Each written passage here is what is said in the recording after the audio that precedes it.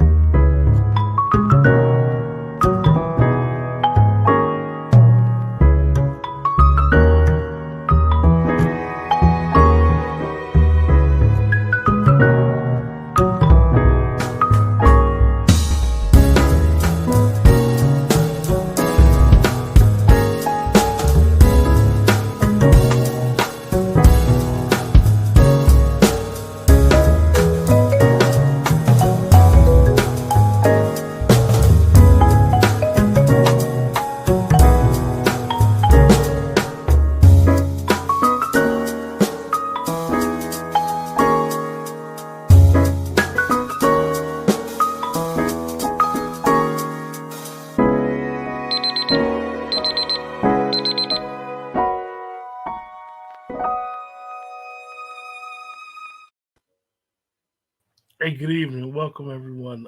Tonight, this show, I asked Dr. Winters to come on the show a couple weeks ago, like he usually does. He responded yes, and there's some things happened with the channel, and then with my health. So I appreciate everybody in the chat supporting. Appreciate all you guys supporting. Your support has been, trust me, for me, very overwhelming and appreciative. And Dr. Winters, is I will say, our elder historian in the age of social media, in the age of entertainment. I don't think Dr. Winters gets his due. He's been around. He's been around a long time, and he allows himself to be available. A lot of times, people that are quite younger than myself don't even allow themselves to be available. And Dr. Winters is always available for other content creators and other just people that just want to learn, listen, and have a conversation, shoot the breeze. And I'm not saying he might be just doing this because he's retired, but he's available for us. And a lot of times in our community, we see all these problems, and nobody ever comes up with a solution. And Dr. Winters has came up with a solution for some of the issues that we see in our educational system. Definitely one deals with our children. And Dr. Winters has this beautiful homeschooling book for Black American fundamental Black American children. And he's here to basically discuss his book and give us some stuff, and we can all benefit from and realize that we don't want to be people that's continuously, year after year, stuck in our mess. We want to get out of it. We see all the stuff surrounded with them taking books out of schools. I, for one, didn't care or don't care whether they do that or not. And the reason why is because I didn't learn anything in school. Anything I learned about me and my people, I learned at the kitchen table from the elders within my family, and continue to learn that way from Dr. Winters, who's here. So without further ado, Dr. Winters. What up, though? What up? Q, thank you for this. I mean, family, Q's been sick a little while, and yet this man, he got out of the sick bed. He wanted to do this show for the family.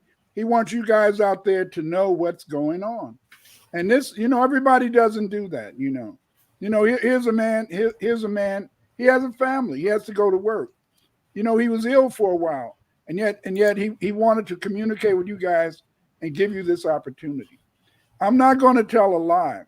This is 2024. This is a new day. It's a new day.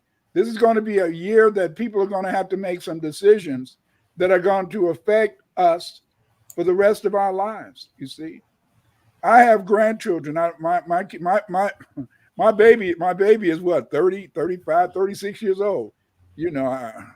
He might get mad. I forgot how old he is. Whoa! But I got grandchildren, and we got a big problem, family. In many parts of this country, they're getting rid of any discussion of the history of foundational Black Americans. Down in Florida, they're rewriting the rules. They're trying to take this information out of schools because they're so afraid. See, people are the new Black media, like Quentin Q. The new Black media. People like Q. What they're trying to do is that they're trying to wake up the community. They're trying to give the community valuable evidence that can allow us to survive. Yes, survive. You see, because there's a war going on, and you're saying, what are you talking about? Wars, in a sense, are usually fought with weapons. No. There's two types of war. There's war with violence, and there's political war, which can have so much more violence. But the violence that we suffer during this war is the fact, in the sense, is that many of our children are suffering from what's called CAIDS. And CAIDS is culturally acquired identity immune deficiency syndrome. And what happens when you get CAIDS is that you lose your identity. A good example was Jonathan Majors. Jonathan Majors, they gave him a big head. They made him start to think that he was a real man. He's a Black man, though. See, he wasn't a white man, but he started feeling that he could, in a sense, he was just as good as the white folks. He even started, in a sense, thinking that he could get a white girl and make her into Michelle Obama. Coretta Scott. Right, Coretta Scott King. You can see how delusional this man was. But see, because of then he took those pictures on the couch, looking like he was, one of the letter people. And I'm quite sure one of the letter people said, "Hey, you big strong buck, I got a pussy over here that needs some work." And I think he didn't comply. And so they wanted to teach him a lesson. And they broke this man down. This man was running away from this woman, and yet they still prosecuted him. Then we got Taraji Henson, beautiful sister. But then she also had CAIDS, culturally acquired immune identity deficiency syndrome. What happened to her is that she lost her immunity to whiteness. She got nominated for a couple of Academy Awards, and she felt, hey, I deserve more money. I want $500,000 every film I got. But see, she was kind of, in a sense, it was unnecessary. She could have looked at who? Look at those other Black female stars who won Academy Awards. They weren't making any money. They're not getting any jobs. But she thought she had become white. She thought she was just as much white as a white woman. She felt that given her success, she should be given the money that she feels that white folks was getting. She forgot. She thought she was as good as white folks. That was her first mistake. As a foundational Black American, you never think you're as good as white folks. You think you're better than them. You know you're better than them. You know they can't compete with you. Once you recognize that they can't compete with you, once you recognize, in a sense, that they're afraid to give you the same type of respect as they give their fellow white people, then everything is copacetic. Then you understand that you will always have to work hard to get money. You will always have to, in a sense, try to make sure that you get some benefit, because you're understanding that you're still foundational Black Americans. See, you see, they try to play a joke on us. Back in the day, we had all these rappers, KRS-One, fight the power, fight the power, and you got all these people talking about Black nationalism, Black respect, and then they brought out gangster rap, you see? Then they brought out gangster rap, and then in a sense, they wanted to produce that, so they gave Eazy-E. Eazy-E died of HIV. I get HIV. He was dealing with females, but he died of HIV. I wonder how he got it, but that's another story. So the next thing you know, they played with these brothers. Oh, Ice Cube, the rest of them, Ice-T. We got to fight the European. We gonna fight the police. Ice-T been playing the policeman for the last 30 years. See, they play with us. They play with us. See, so they want to see if you're serious. They said this brother man, he's talking about he want to fight the police. Ice Cube want to fight the police. Let's see if we can give him some money, and they bought him off. See, it's only one. I'm retired. It's only one black scholar. It's only one black scholar that fight the powers today, and you guys see him on Q's show, and that's Dr. Short. Dr. Short is the only PhD doctor who tells you the truth and will set it straight and tell the story straight, because he's trying to keep us sane, man. He's trying to keep us sane. See, Taraji Henson, you got a job. You had an opportunity. Stop thinking that you're going to get the same money as them folks. You're not one of them folks. You may think you're one of them folks, but you're not. You're not. You're better than them. They know you better than them. But if they give you what they give they folk, then how will you understand to stay in your lane? See, that doesn't mean in the sense that you give up on life. That doesn't mean that you understand that you're better than them. What it means is that you will take your money. When you get the money, the first thing you're going to do is what? Going to reinvest in you. You're going to reinvest it. See, let's look at 50 Cent. 50 Cent, he was a rapper. But what did he do? Did he make his money off rapping? Hell no. He made his money. Remember, he had the water. So he sold the water. Now he's producing movies and producing TV programs. See? But he didn't make money by rapping, because rapping was controlled by who? Europeans. Willie D. He was a rapper. Did he make his money off rapping? No. He made his money, like you said, Q, investing in stocks, investing in crypto. You know, see, you got to get that money, and you got to use that money effectively. You got to use that money efficiently. I'm going to tell you, family, this is a time in history where you have to have, when I grew up, the only thing I heard was you got to have a hustle, brother. You got to have a hustle. This is the time. Oh, yes, Q. You got to have a side hustle, because, see, you had to have multiple streams of income.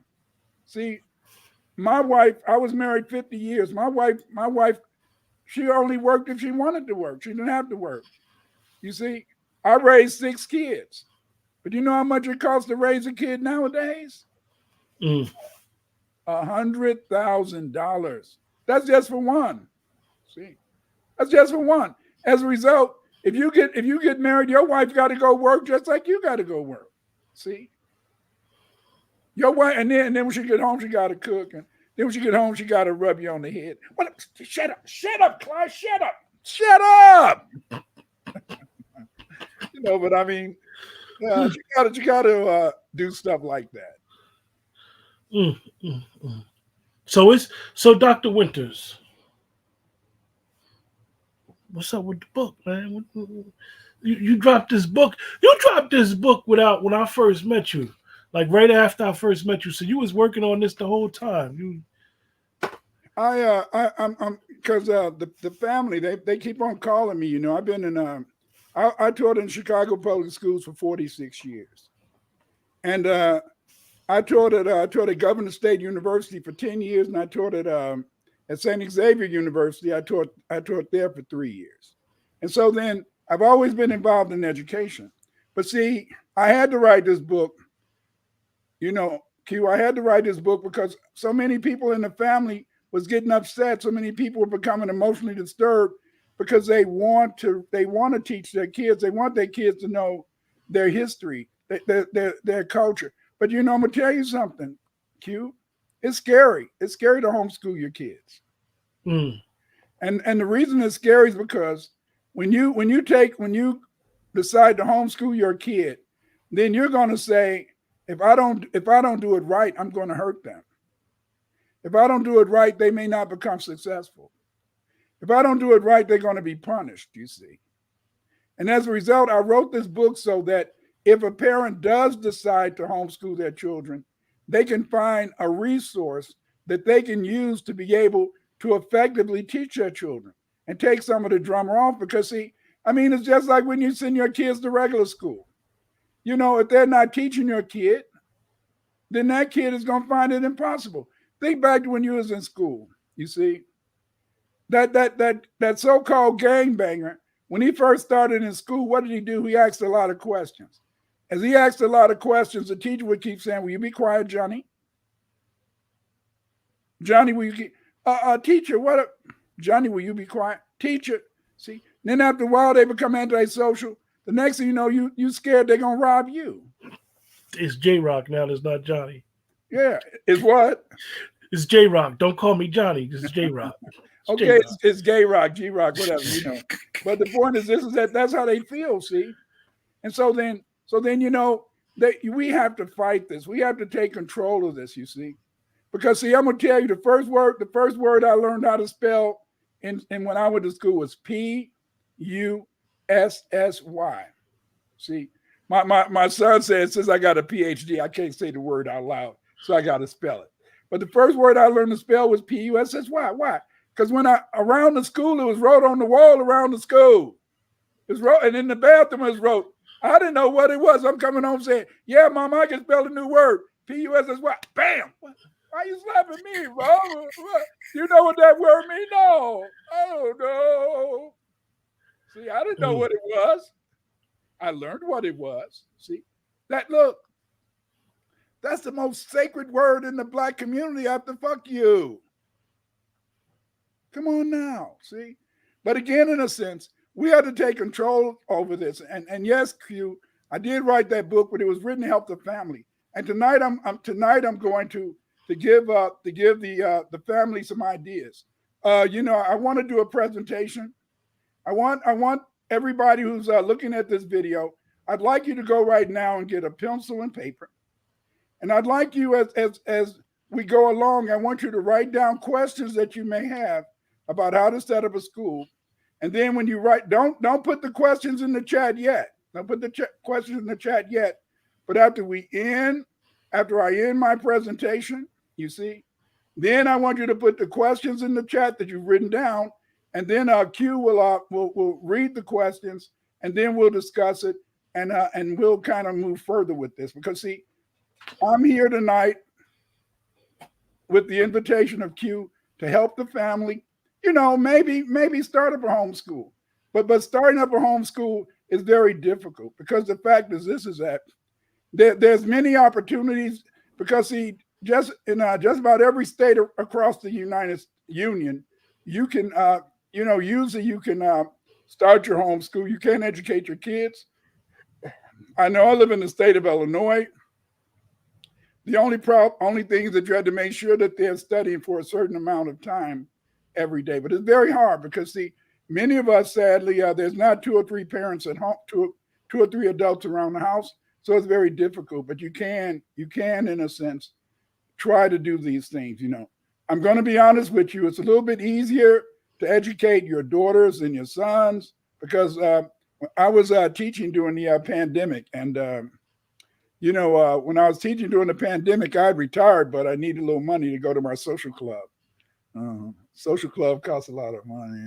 But anyway, but I was teaching. And I found that, you know, when you teach via Zoom, we were using Google Classroom. When you teach via Zoom or Google Classroom, you know, we had to make sure that the kids would show their face every day, you know. And so then they had to at least show their face on the computer. They could turn the camera off later, but we wanted to make sure that they were in class. And the biggest problem that I had is that with the boys, a lot of the boys, I used to have to call their mamas.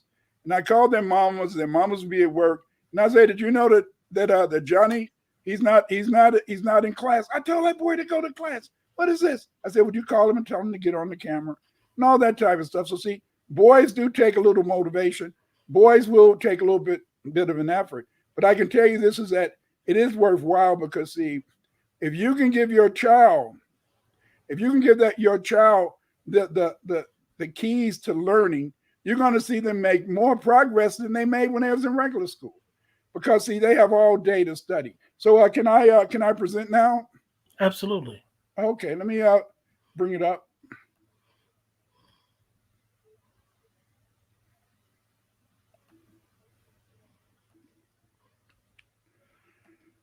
Okay, establishing a homeschool for foundational Black American children.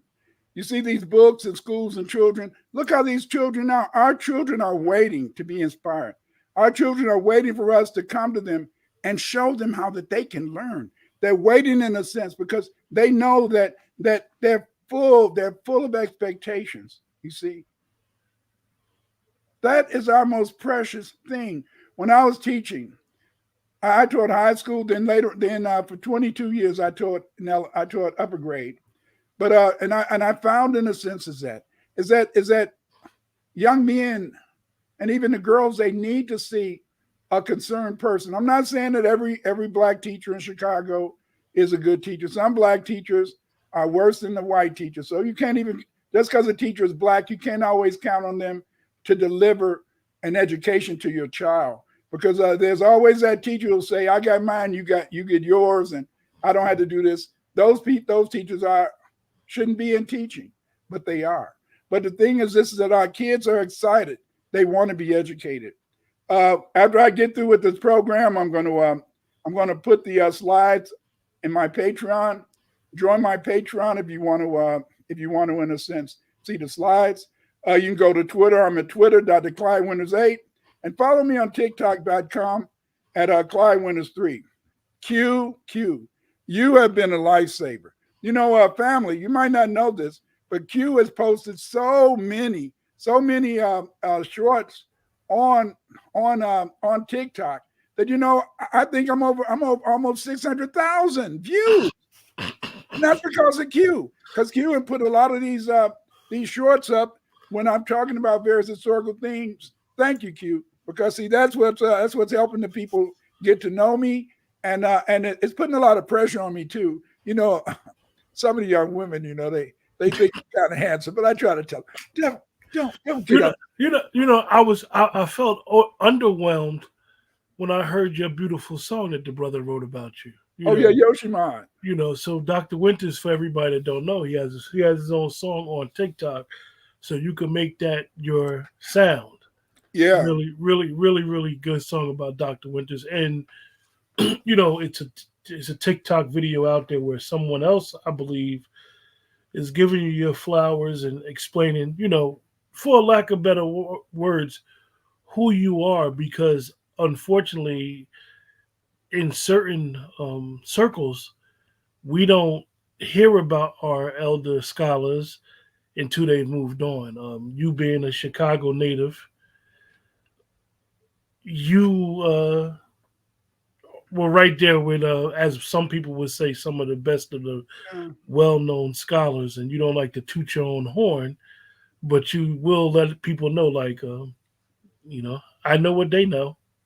Yeah, that's true. But you have to understand is that, you know, it's such a thing called brother fucker, and you know, I got this word from Dr. Short, and there's a lot of brother fuckers out there.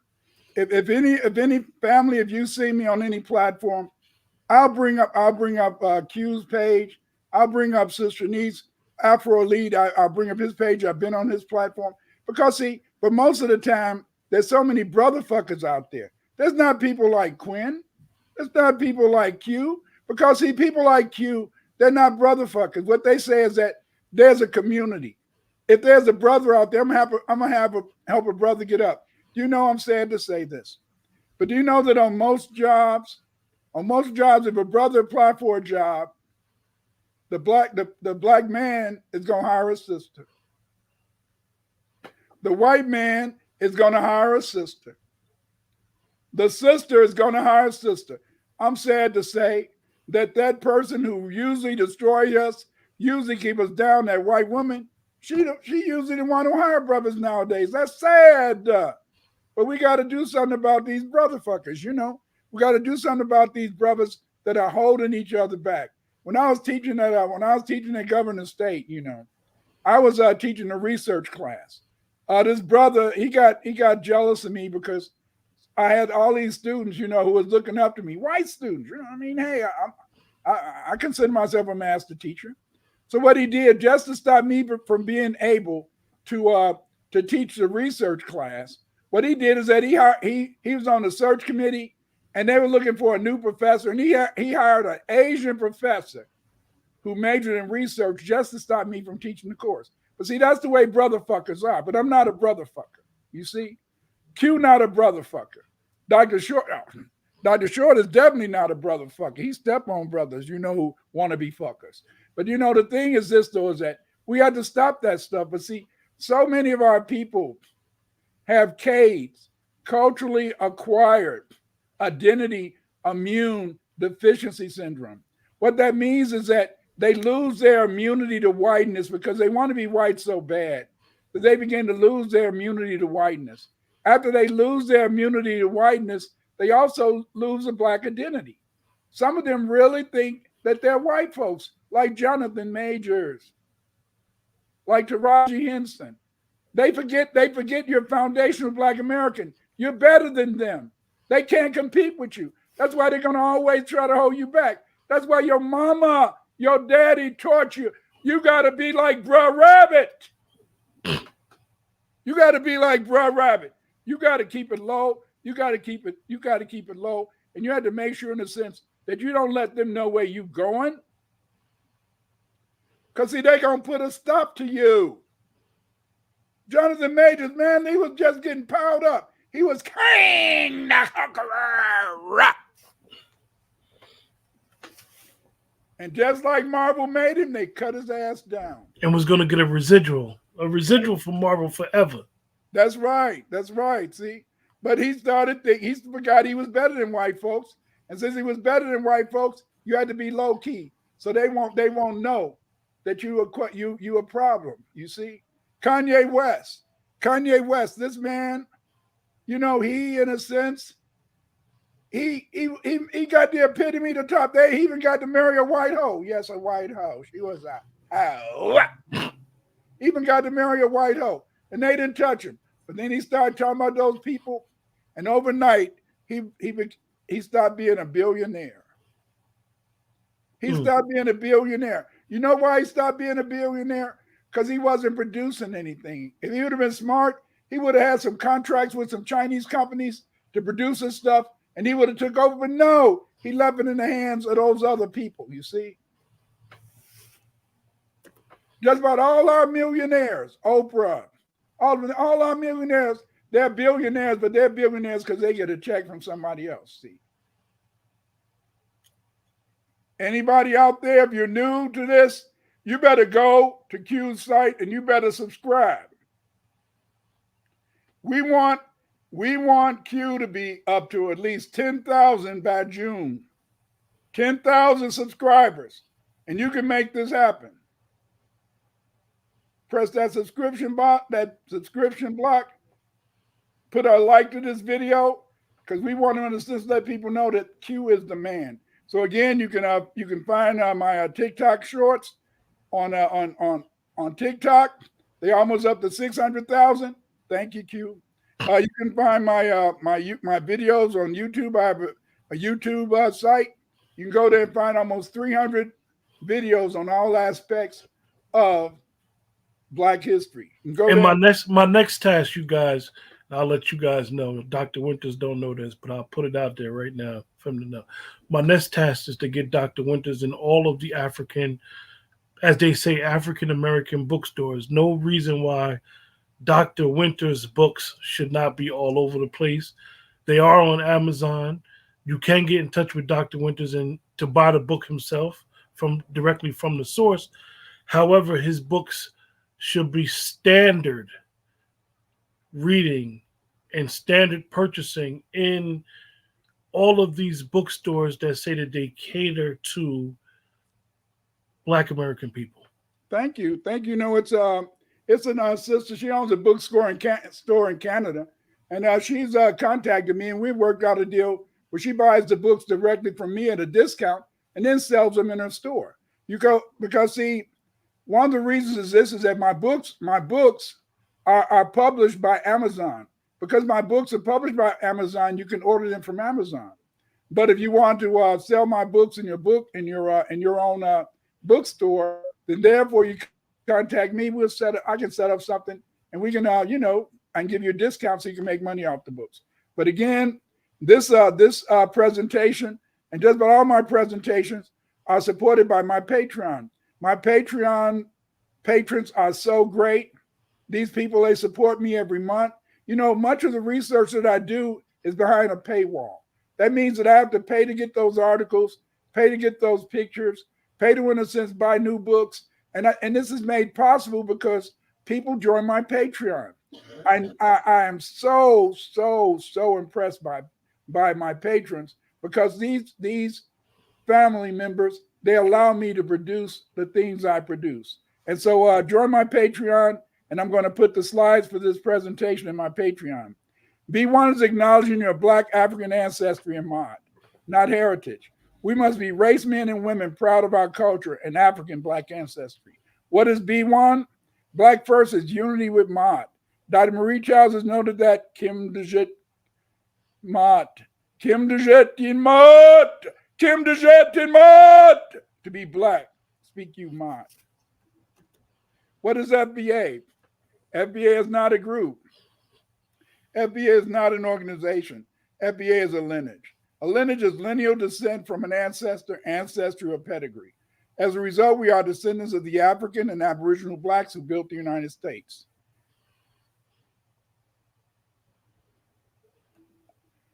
And work of Dr. Clyde Winters, a trailblazer in Afrocentric studies and historical linguistics. It is a story of intellect, passion, and an unrelenting pursuit of knowledge. Can you hear it? Yes. Of Dr. Winters. His journey began in a family rich in culture and history. His childhood was filled with books and influenced by his surroundings, laying the foundation for a future filled with discovery. As he progressed through his academic path, Dr. Winters' passion for history and language grew. Mentors, courses, and early research projects at Xavier University in Chicago ignited a fire within him. He was not just learning, he was on a mission to redefine history. His academic career, Dr. Winters stepped into the world of academia as a teacher and a visionary. His journey was marked by groundbreaking ideas and an unwavering commitment to truth. In Afrocentric studies, he challenged narratives, offering new perspectives on African history and culture.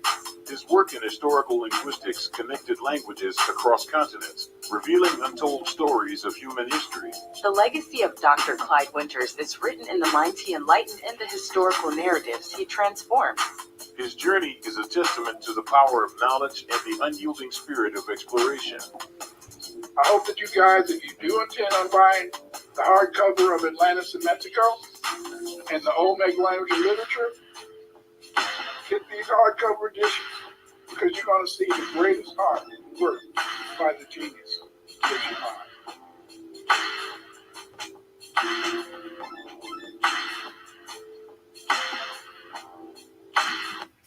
That was produced by Yoshimod. If you do want to make your web page or your website better, check this brother out. He can help you in a sense to get things started. Establishing a homeschool for foundational Black American children. The parent who decides to homeschool his or her children is brave and placing an immense amount of mental pressure on themselves. This is very important to understand. When you decide that you're going to homeschool your child, that puts a lot of pressure on you as a parent because you want your kid to be successful. And you know that education will impact upon how they progress. So it's hard and it's a lot of pressure. This pressure results from the parents' fear they will not be able to teach their children effectively and may cause them to fail to be successful as adults in the workplace and life generally. Yes, because see, we want our kids to leave. We want our kids to get out of the house. I mean, period. But I'm going to tell you this is that a lot of parents, they want to drive their kids out of the house when they get 18.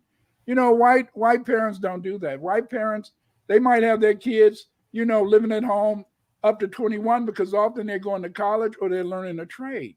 We had to stop putting our children out at 18 and understand that it takes a while for people to get on their feet. According to the 2020 United States Census, the number of Black children presently being homeschooled grew from 3.3% in the spring of 2020 to 16.1% in the fall of 2020. That was over what, 500 or 600%. You know, Gassim Assar in a Forbes article noted several reasons why foundational Black American parents are homeschooling their children. He said, and I quote, "There could be a number of reasons why Black families are opting to homeschool their children. Implicit bias within education can contribute to issues like the adultification bias and the school to prison pipeline, which may be a growing concern for Black parents. An added worry is the push from some United States lawmakers to ban teaching of Black history. Many Black parents are taking their children's education into their own hands."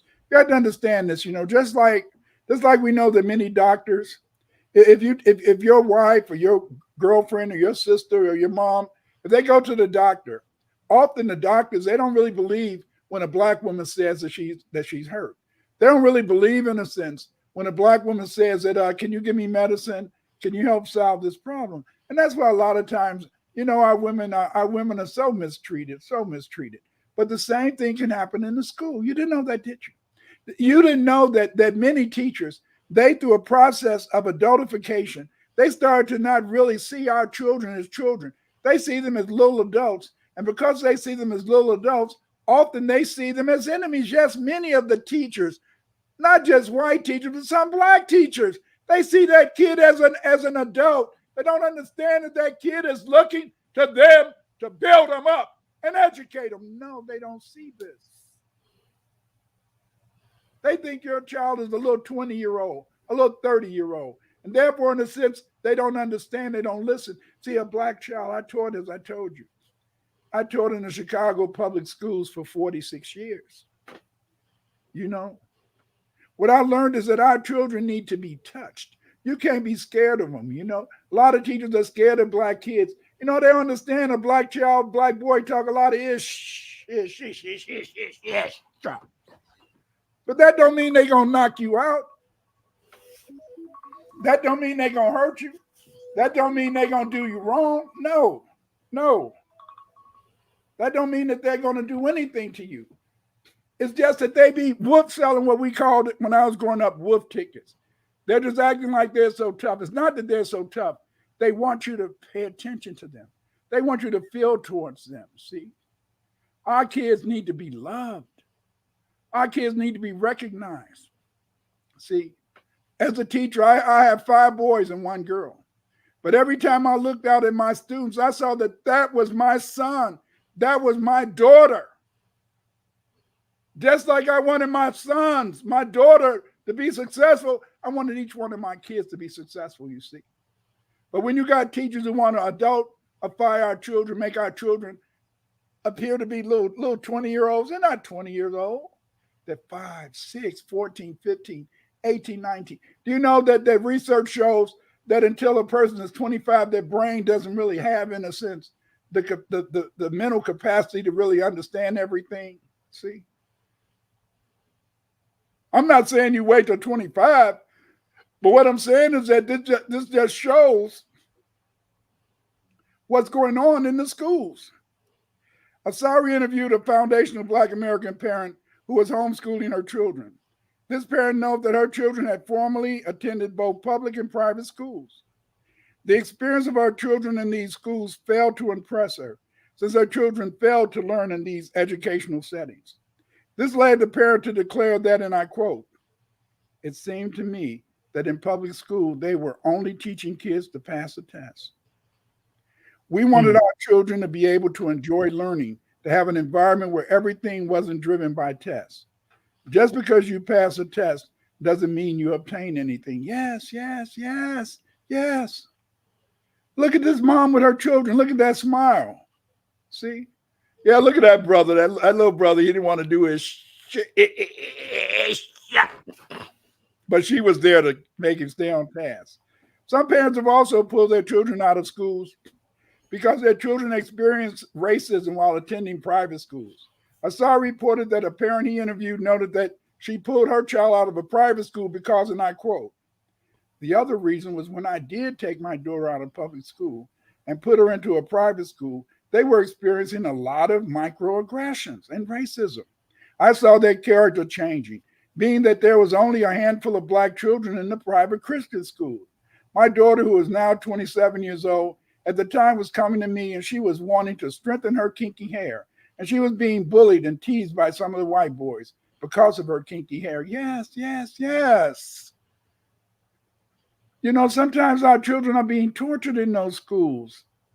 And that makes you feel very sad. It makes you feel as though you're not really helping your child. And this can force a lot of us to maybe say, I'm going to teach my child myself. It is not complicated to begin homeschooling your child, but there are a number of things you must consider before you homeschool your child. As I told you guys, get a pencil and pen. If you have questions, we're going to answer the questions at the end of this presentation. Granted, homeschooling your child is scary. It's a scary exercise for any parent because they have not been trained to be teachers. You see? But the most important thing you had to do is you had to remember, in a sense, is that you establish an environment in which they can learn, you know.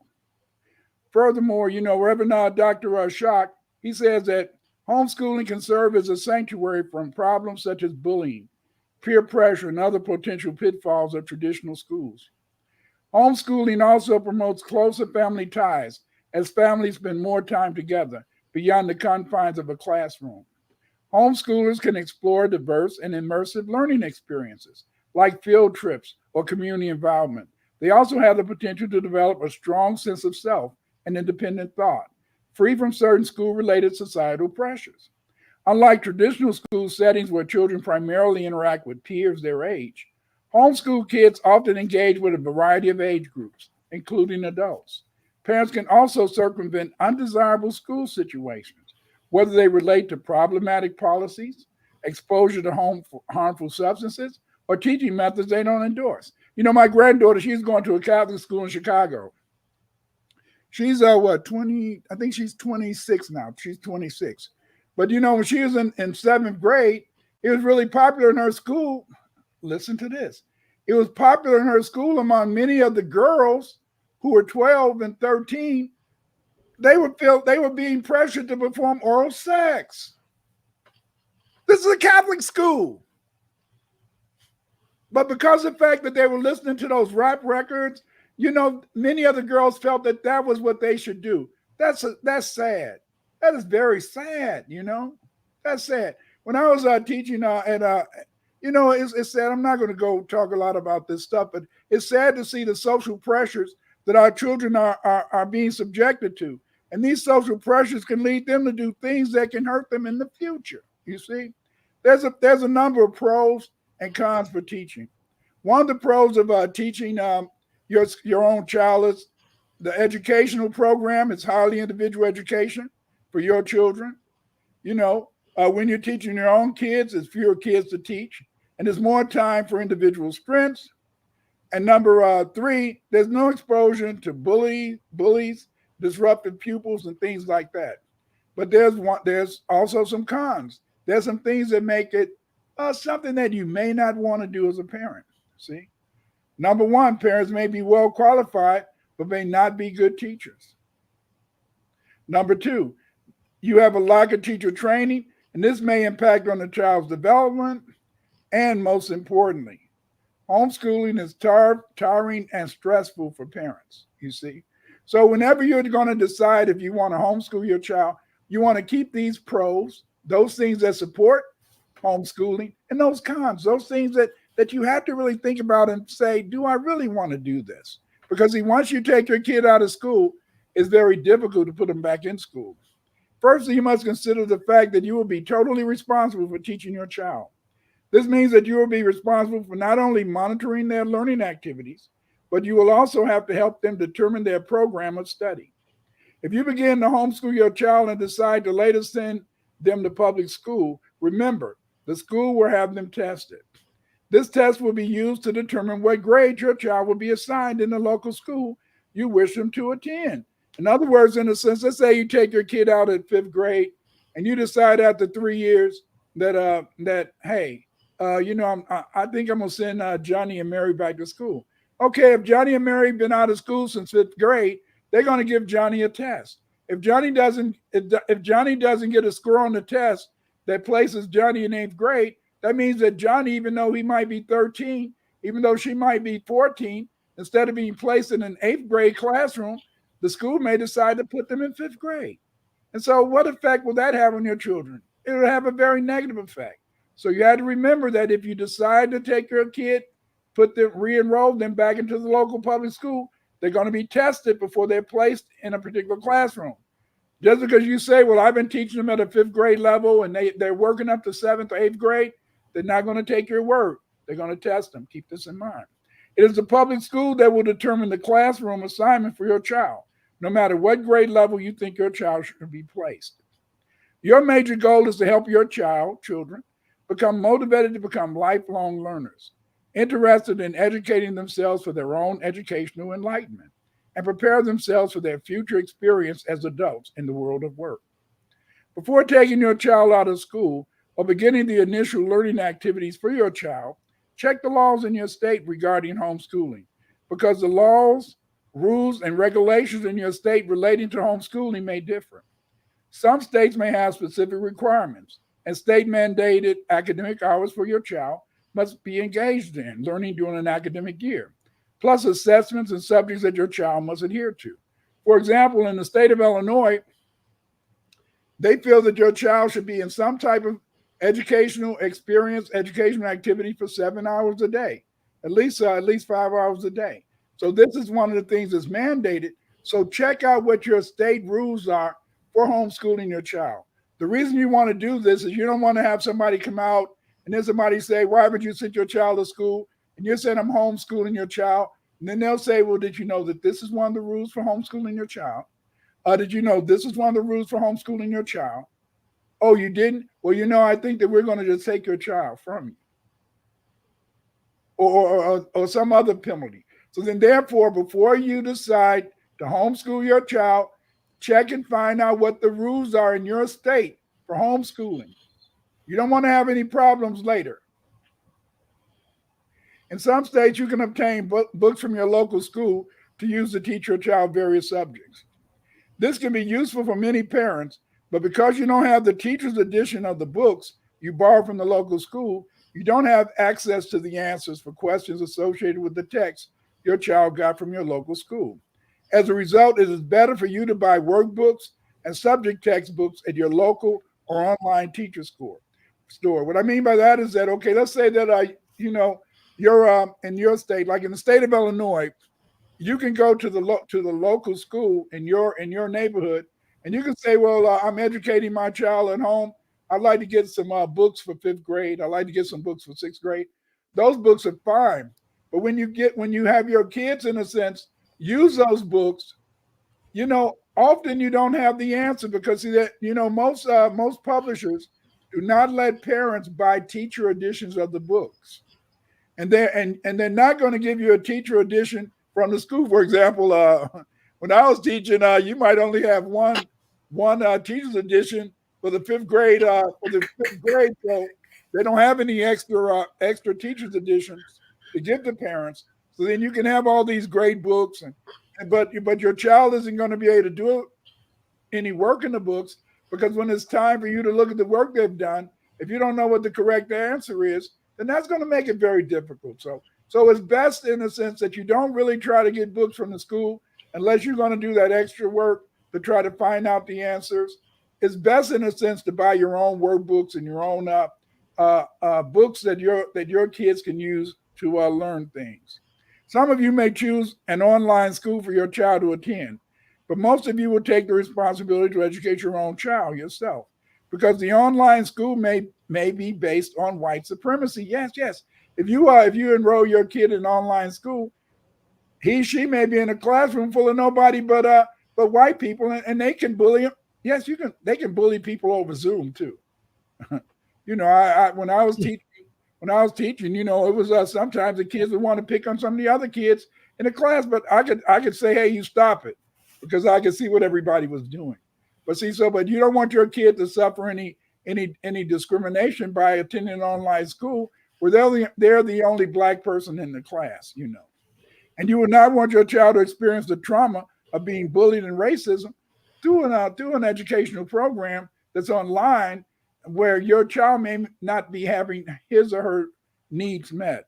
Some of you may choose an online school for your child, but very important to understand that homeschooling means homeschooling. That means that as the parent, you want to take control of the situation and you want to make sure, in a sense, that your child is getting the proper instruction so they can be effective, learn effectively and efficiently. Some of you may choose, your child should attend the library once every week. Yes. As part of any educational homeschooling program you establish, you should make sure that you take your child to the library at least once a week. They should have a library card and they should take out a book or books to read. After your child reads this book, they should make an oral or written book report.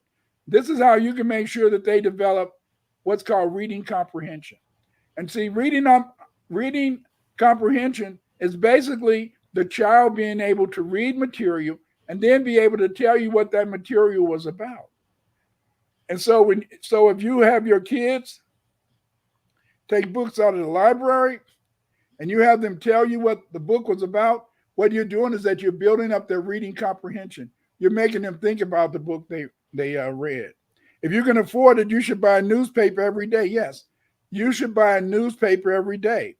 After you read the paper, choose an article for your child to read. Most of our newspaper articles are written at somewhere between the 3rd and 5th grade level. I know you guys didn't know that, but that's what they are. They're written at a 5th grade reading level. After they read the article, you will ask them to make an oral presentation about the article, telling you what the article was about. This will enhance their reading comprehension. Again, you've already read the newspaper article.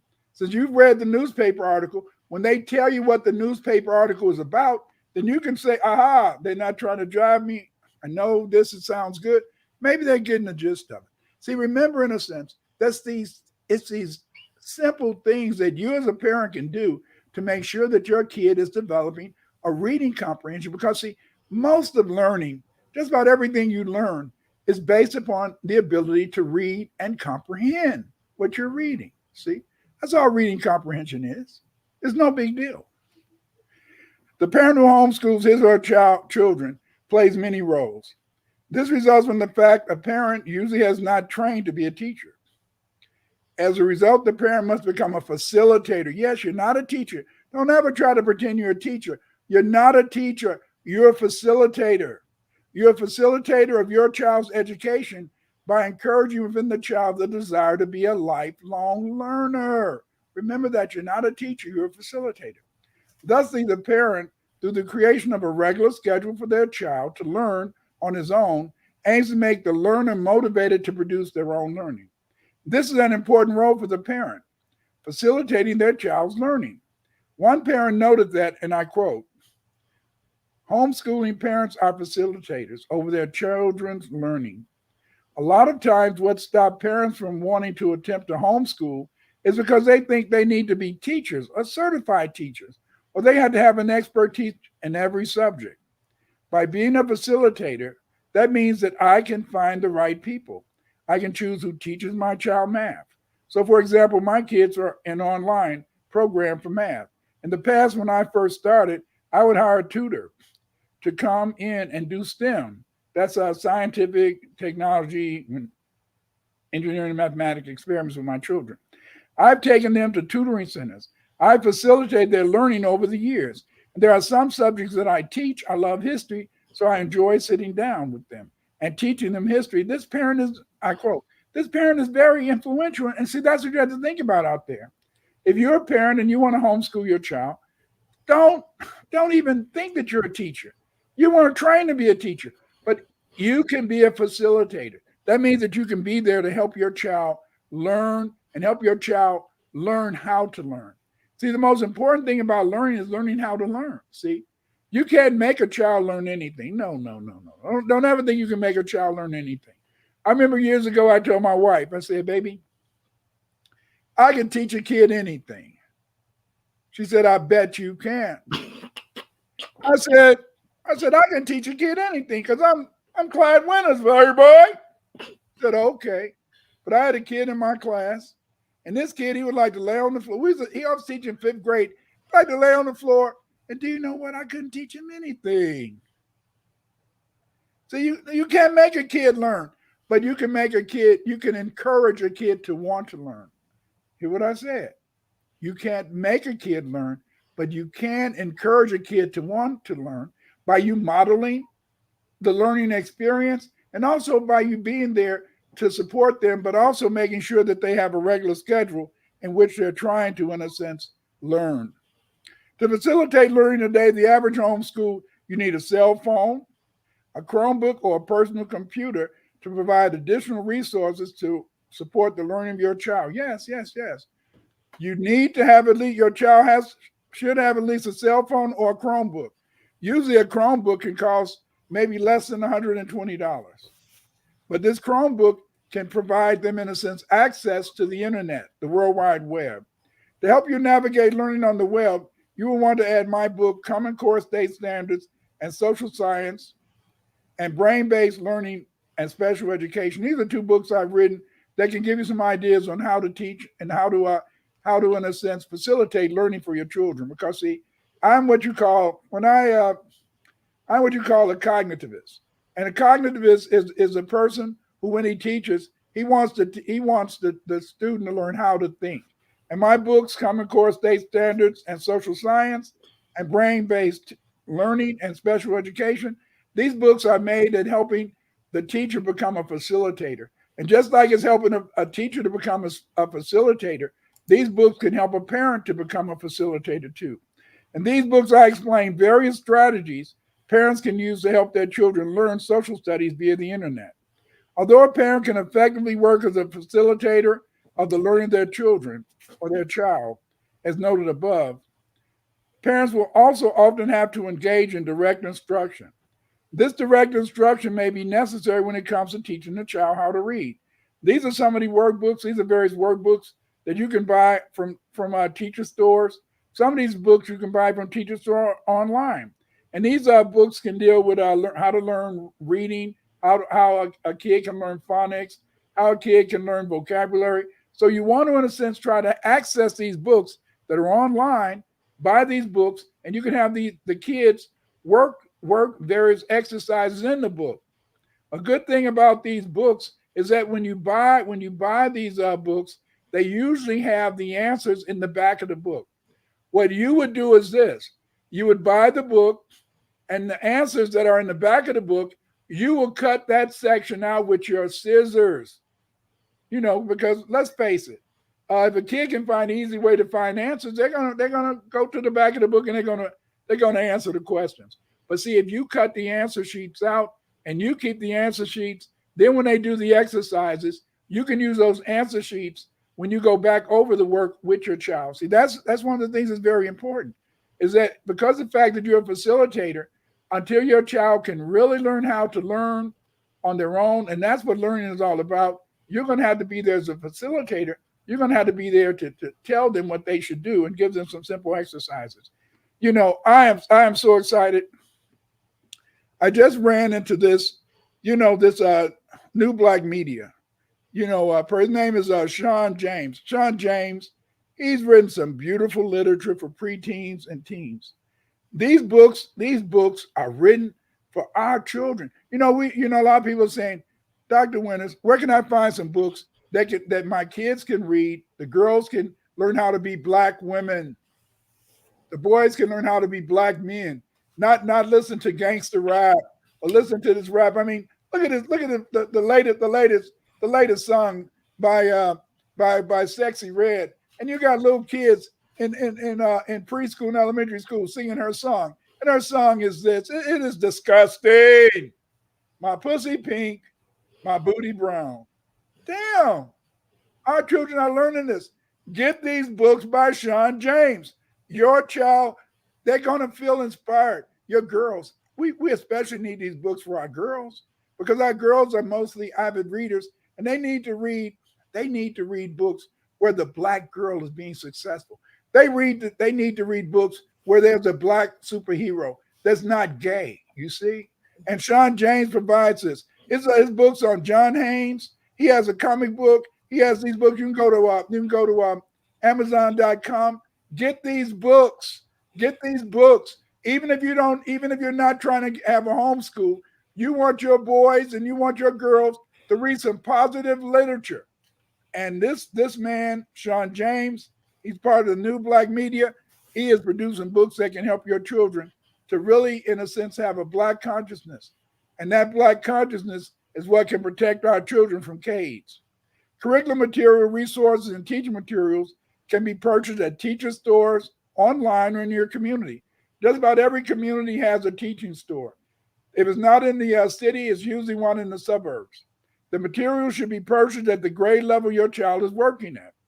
As your child progresses, completing text at a particular grade level, you should purchase new workbooks at the new grade level. This way you can keep the kid progressing. Parents buy workbooks at school stores for their children. Here's some various workbooks. You can find workbooks for pre-K. You can find workbooks that deal with, in a sense, numbers. You can find all level math books. And you can even get worksheets from computers. But you can buy these books, and this way you can have resources in which your kid can learn and do exercises to keep them progressing, to keep their mind progressing. Remember, education is just building new neurons. Every time you learn something new, you can produce a new neuron. Many people don't understand is that learning can take place. They always say you can't teach an old dog new tricks. That's a lie. So your brain is always producing new neurons, and you're learning new things. The only thing that can stop you from learning is if you get a degenerative brain disease like Alzheimer's. Then your brain is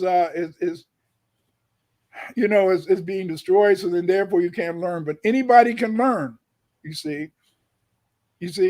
There's also for those of you who want to, if you do decide to get your kids and you want to do it, there's a very good, in a sense, website.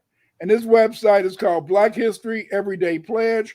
They're using this in California. It was developed by many people who are in the church, and they've developed this particular website so that parents can have their kids go to this website and learn different things like from Africa to America, personal accounts, fighting for freedom, setting the captives free. This is a very good website where your kid can learn Black history. They can learn various aspects of Black history, and it's a free site. You see, this is a site that you can use and you can find stuff. Okay, I have a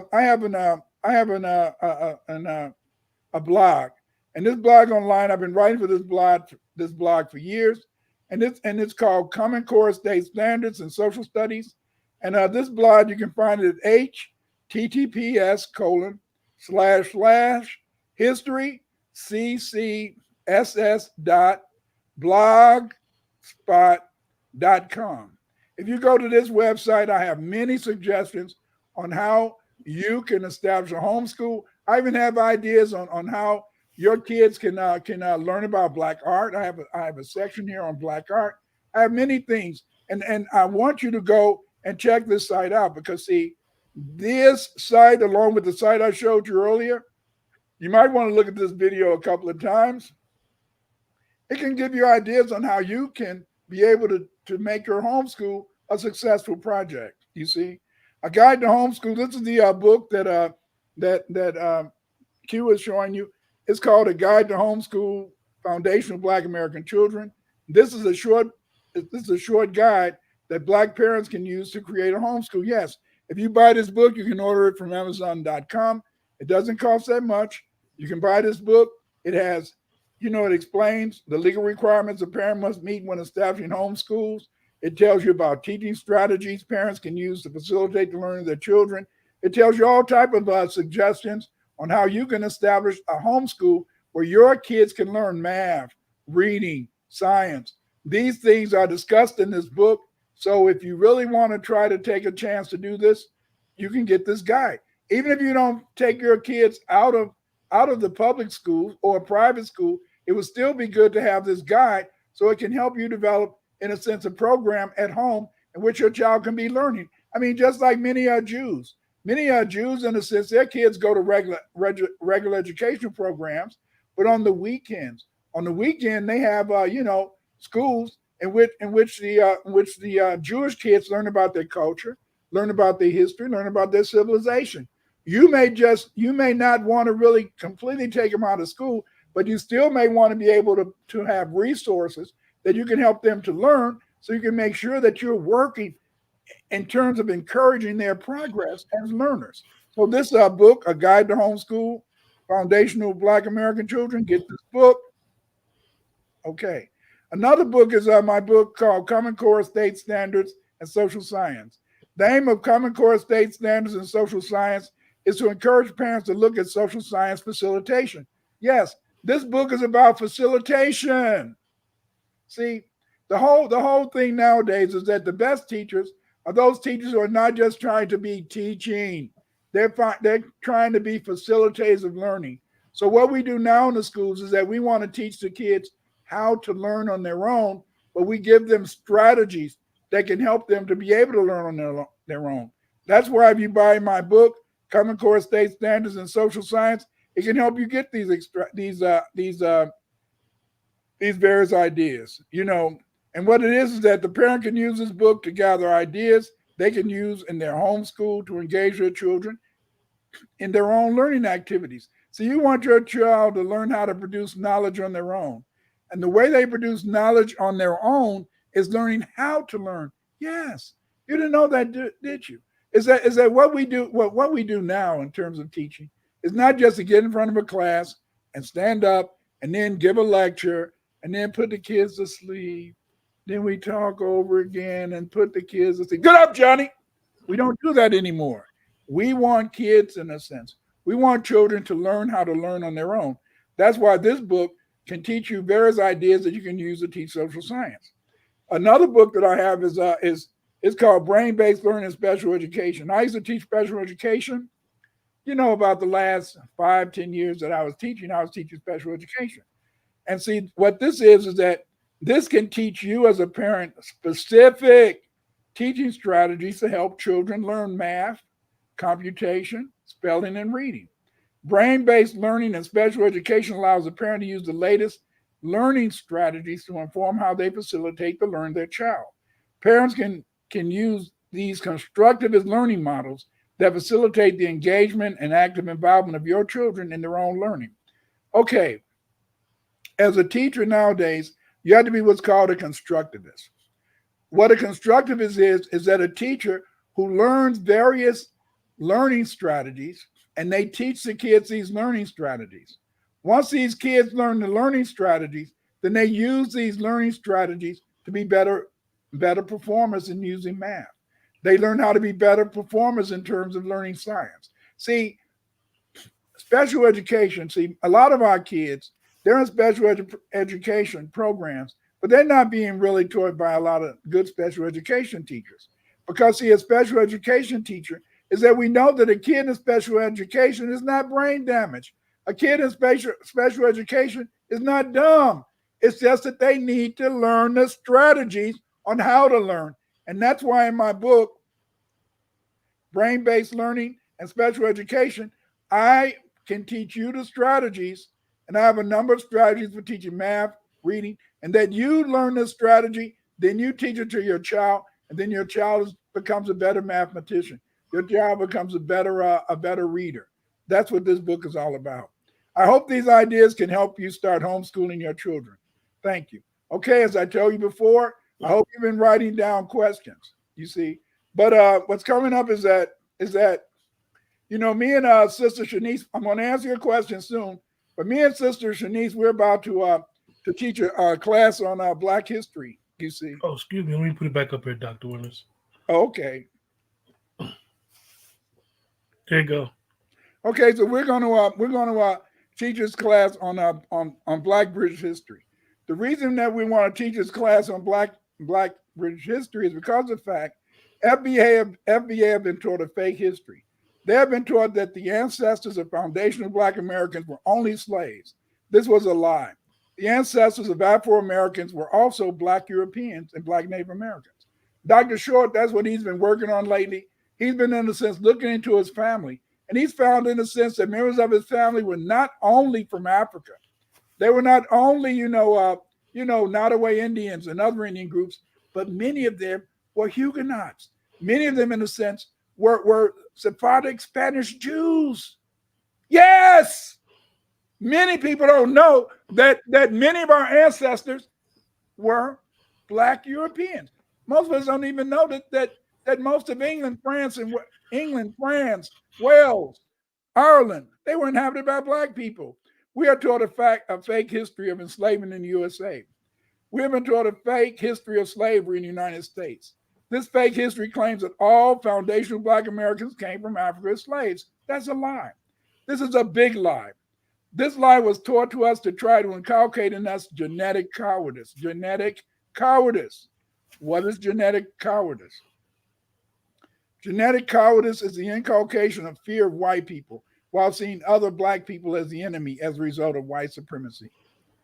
In African colonies and the Caribbean, whites were a minority. As a result, they served as lords of the land. The whites who owned the slaves, they allowed their slaves to inflict punishment over their fellow slaves. This ingrained in many colonized Africans and Caribbean people the idea that the white man was a demigod, all-powerful, while the Black people who punished the slaves or served in the militia in Africa were the real enemies. Yes. That's why we find so many Africans and so many Caribbean people who see white people as demigods. That's one of the reasons why they feel, in a sense, that if they can only get light skin, and if their children get light skin, their children, in a sense, can find success. But see, this was different for us in the United States. In the USA, there was a different organization of the slave plantation. You had the master, you had the white overseer, and the Negro driver. Look, see. In America, you had the master, the white overseer, and the Negro driver. Thusly, the driver might administer punishment upon their fellow slaves, but it was always clear to us that Negro driver, he was forced to administer the punishment on us. That's one of the reasons why we always see the Caucasian as the enemy, because the fact that he was always there as a master or the white overseer to tell that Negro driver to whip your ass. Listen, this is a quote from John Donahue. In my slides, I list where this quote came from. So join my Patreon, get the slides. But let me read you this quote. Irish field hands called themselves slaves because they were the term-bound chattel property of the planters who purchased them. They were itemized as the goods and chattels of their masters on contracts and in the state inventories. Often besides Negroes is what they call people from Africa. Livestock, hardware, and other household goods like Negro slaves, they can be sold again and again without their consent. Yes. See, you have to understand that back in the day, everything was nationality. Just because you was a German and you were Black phenotypically, if you were an Irish person and you were Black phenotypically, they didn't, in a sense, call you a Black. They just described you as Black. But they would call people from Africa Negroes, see. But see, the first chattel slaves in the United States, they didn't come from Africa. The first chattel slaves in the United States were Black Irish. You didn't know that, did you? All the way over there. Give me a beer. I don't drink. Oh, no. Yes. Oh. Foundational Black Americans need to know their authentic history and not a fake history. The fake history, FBA has been taught to believe that we have always been servants and dependent on whites for civilization. This is false. The Black man and Negro created civilization, and it's only been since the Atlantic slave trade that the Black man has been dependent on Europeans for their survival. Yes, there was Irish slaves. You have Black Irish slaves. Here you see at the slave market, the only difference between the African slave and the Black Irish slave is sometimes their hair was a little straighter. But many of us still had the same thing. The Black and European ancestors of FBA came to the United States from all over Europe. Most Black Europeans came from Ireland. These Black Catholic Irishmen originally lived in castles and owned grand estates before they were made chattel slaves by Oliver Cromwell. Yes, you didn't know that, did you? You didn't know that the castles throughout England, they were built by black people. Black like you, black like me, black like us. You didn't know that those beautiful buildings in England that you see, those buildings were built by black architects. Today you don't see nothing but you think that all the Europeans were white. No, they weren't always white. They killed off most of the blacks, though. Here's to give you some examples. Here's some reports from some of the newspapers back in the day. Runaway from the subscriber living in Lancaster. This is in North Carolina, Virginia, somewhere. A native Irish servant, woman named Katie Norton, who came from the county of Wicklow in Ireland last fall. She's about 25 or 26 years of age, of a dark complexion, has black hair, talks in an Irish dialect, walks in a walk, and is pretty sharp in talking. She is a cunning hussy, and no doubt will pass for a while as an honest woman, as she has good clothes with her. See, I don't have to lie. Let's read about some of these other Irishmen. Okay, this is from the Virginia Gazette, Williamsburg, from August 10th to August 17th, 1739. Ran away the 8th of July last from the subscribers living in Westmoreland County. 4 serving men, John McHugh, Francis Mann, Daniel Fitzpatrick, and Jack Freelove. Oh, Jack McHugh is an Irishman of a middle stature. Swarthy complexion. You know what swarthy means? Swarthy means black. His hair is just cut off, and he is a blacksmith. He has one of an arm's bleeding heart, pricked with gunpowder, and the name is linked with several other letters, you see. Francis Mann is an Englishman of middle stature, swarthy complexion, short brown hair, and yellow rotten teeth. Well, I don't have to make up ish. The black Irish did not come over here as indentured servants. All they tell you about is, in a sense, the white Irish. And the white Irish came over here during the potato famine. You see, the black Irish, they, in a sense, they came over here as chattel slaves. Do you know what chattel is? Chattel is personal property. Do you know that horses, cattle, yes, horses and cattle had more rights on a plantation under the law than black slaves who were chattel property. That meant they were personal property. You know, because of the fact, in a sense, that you look at this, you see these black people, you can't tell which one is a black Irishman. You can't tell which one is a slave. You can't tell which one was a sub-Saharan African, see? Because they was all black, but you were known by your nationality. Let's review. The first chattel slaves beginning around 1625 were black Irish. These black Irish slaves were on plantations throughout the 13 colonies.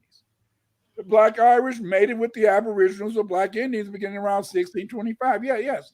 See, the white man would have black Indians fight each other. When the black Indians would fight each other, then the white man said, "Hey, don't you want us to take those enemies of you?" "Oh, yes, you can have them." And they put these black Indians on the damn plantation. Yes. We sold each other. Just like now, if you go into the black community, you got a black gang here and a black gang there shooting each other up. This isn't nothing new. That's what we did in Africa, and that's what our black Aboriginal ancestors did too. But let me get back to it. The black Irish mated with the Aboriginals or black Indians beginning around 1625. As a result, between 1625 and 1670, the chattel slaves were black Irish and black Indians. As members of these populations were getting married, foundational black Americans adopted English and Irish surnames. Yes. By the 1800s, as a result of runaway slaves finding freedom among Southern black Indians and the interstate slave trade, many FBA chattels in the North and South had these names. Just like my last name is Winters. I'm Clyde Winters. See,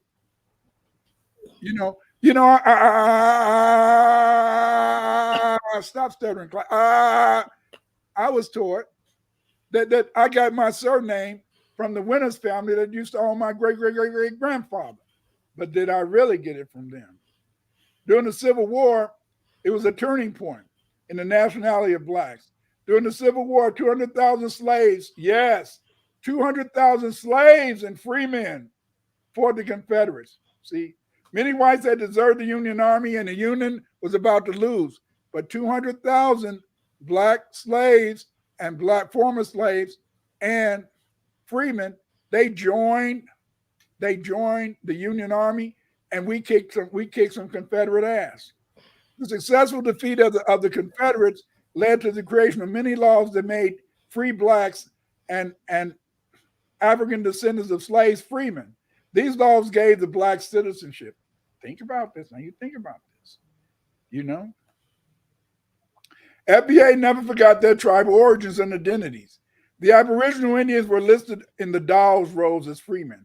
The Dawes Rolls, also known as the Final Rolls, was a list of individuals who were accepted as eligible for the tribal membership in the 5 civilized tribes: the Cherokee, Creek, Choctaw, Chickasaw, Seminoles. Listing the Aboriginals as free men was done to ensure that they would not be given any benefits due them as a result of their membership of the 5 civilized tribes. Very interesting, see? This was the Dawes Roll. Dr. Marie Charles, this is our goddess. This is our queen. This professor, this researcher, where she found out that our surnames we didn't get our surnames from our slave masters. She found in a sense that the surnames that we carry come from our Black Irish ancestors. Yes. For example, there's a book called The Black American's Handbook for Survival Through the 21st Century: The Forgotten Truth Behind Racism in America. And this book has a list of all the Black Indians. You know, and okay, here's the crest of the Crawford family from Ireland. And then if you go look in this book, you find on page 227 the name of what? The Crawfords, the Cox, the Cravens. These were Indians, just like I'm part Choctaw. See? And I'm a Vienters. I always say Vienters because I used to think that it was a German that used to my g'day, granddaddy. But that could be a lie. Why could it be a lie? Here's the Winters crest. MacRitchie in Ancient and Modern Britain, in volume 2, pages 246 to 247, this is what he says about the Irish Winters. I quote, "Winters of Northumberland is described by county people who remember him as a tall, powerful man of dark complexion." You're looking at a Winters right now. He's tall, dark, and handsome. I don't have the strength, but hey, see? And then when you look in this book, you find Linda listed as one of the Black Native Americans. Who do you see? Winters, Wilson, Willop, Sykes. Yes, it is clear that many of our surnames are not of Black Irish and Scots, and are not in the sense of white people. That our surnames are Black Irish and Scotsmen. This is where our surnames come. You see, in 1625, King Charles sold 30,000 Irish prisoners and slaves to the New World. His proclamation of 1625 required Irish political prisoners to be sent overseas and to be sold as chattel for perpetuity. You know what perpetuity means? Look it up. That's what the Black Authority always says. Look up perpetuity. In 1641, the Irish massacred Protestants. Between 1650 and 1660, hundreds of thousands of Black Irish slaves were sold to work in the British colonies. Between 1630 and 1660, Aboriginal Black females and Black Irish males were married on the plantations. That's how we got these surnames: McCoy, Winters, Crawford. In 1902, the Aboriginal Indians were listed in the Dawes Roll. Yes, the Dawes Roll as freemen with English and Irish surnames. That means that your surname, in the sense that your surname did not come from your master. Your surname did not come from white folks. Millions of acres of Black Irish land was stolen by the British. This means that FBA freemen, given their Irish ancestors, is owed money for the land taken away from their ancestors. As a result, whites don't want FBA to know about their Irish ancestry. because they are due payments for the land stolen from them. Listen to this. This means that not only do we deserve reparations for our treatment in this country, after we get our reparations here, cut the check. After we get our reparations here, we're going to go to Ireland, and I'm going to say, damn, I want my land. Who the hell are you, nigga? What? I'm going to say, I'm from the Winters clan, the Winters clan. Give me my check. See, we're going to teach, me and Sister Shanice, we're going to teach a class called New. It's going to be New Black British History. It's a 6-week online study course. If you want to join the course costs $199. You can pay installments. You know, you can pay 99 pounds 1 month, another 99, another 99 another pounds another time, and you can look this up and you can join the class. The class will begin on the 22nd of January, 2024. You can go to sistershanice.gumroad, you know, and you can join the class. I hope that you guys will join the class because it can help you to learn about the history of Black people. And we're going to go back and tell you all the history of Black people and also more information on how Black people got here and how these Europeans were Black. Right here, this is a picture right here. This is one of the few things. Here's a man named Thomas Cromwell. What Thomas Cromwell did is that he destroyed 97%. He destroyed 97% of the artwork. He destroyed the frescoes. He destroyed the paintings, everything. He melted things down. This is one of the few paintings that was left. This is a picture of King John's son. He's a Jacobite. I know you heard about the Jacobites, but I bet you didn't know that the Jacobites, if you go right now and you try to look up the Jacobites on Google, they're going to show you some pictures of some white folks. That's not the real Jacobites. The real Jacobites were Black. Join this class the 22nd of January, 2024. Go to Sister Shanice at .gumroad.com and you can join up for the class. You can go to Patreon to see the slides. They're going to be in Patreon. I usually I'm on Twitter at Dr. Winters 8. You can follow me on TikTok.com at Clyde Winters 3. Just go there and look at the shorts. You know, because of Quinn, some of my shorts are almost up to over 588,000 views. Quinn, you a mother. Oh, and you're a powerful brother. And you can go to YouTube and look at my videos, and you can buy my books at Amazon.com. Thank you.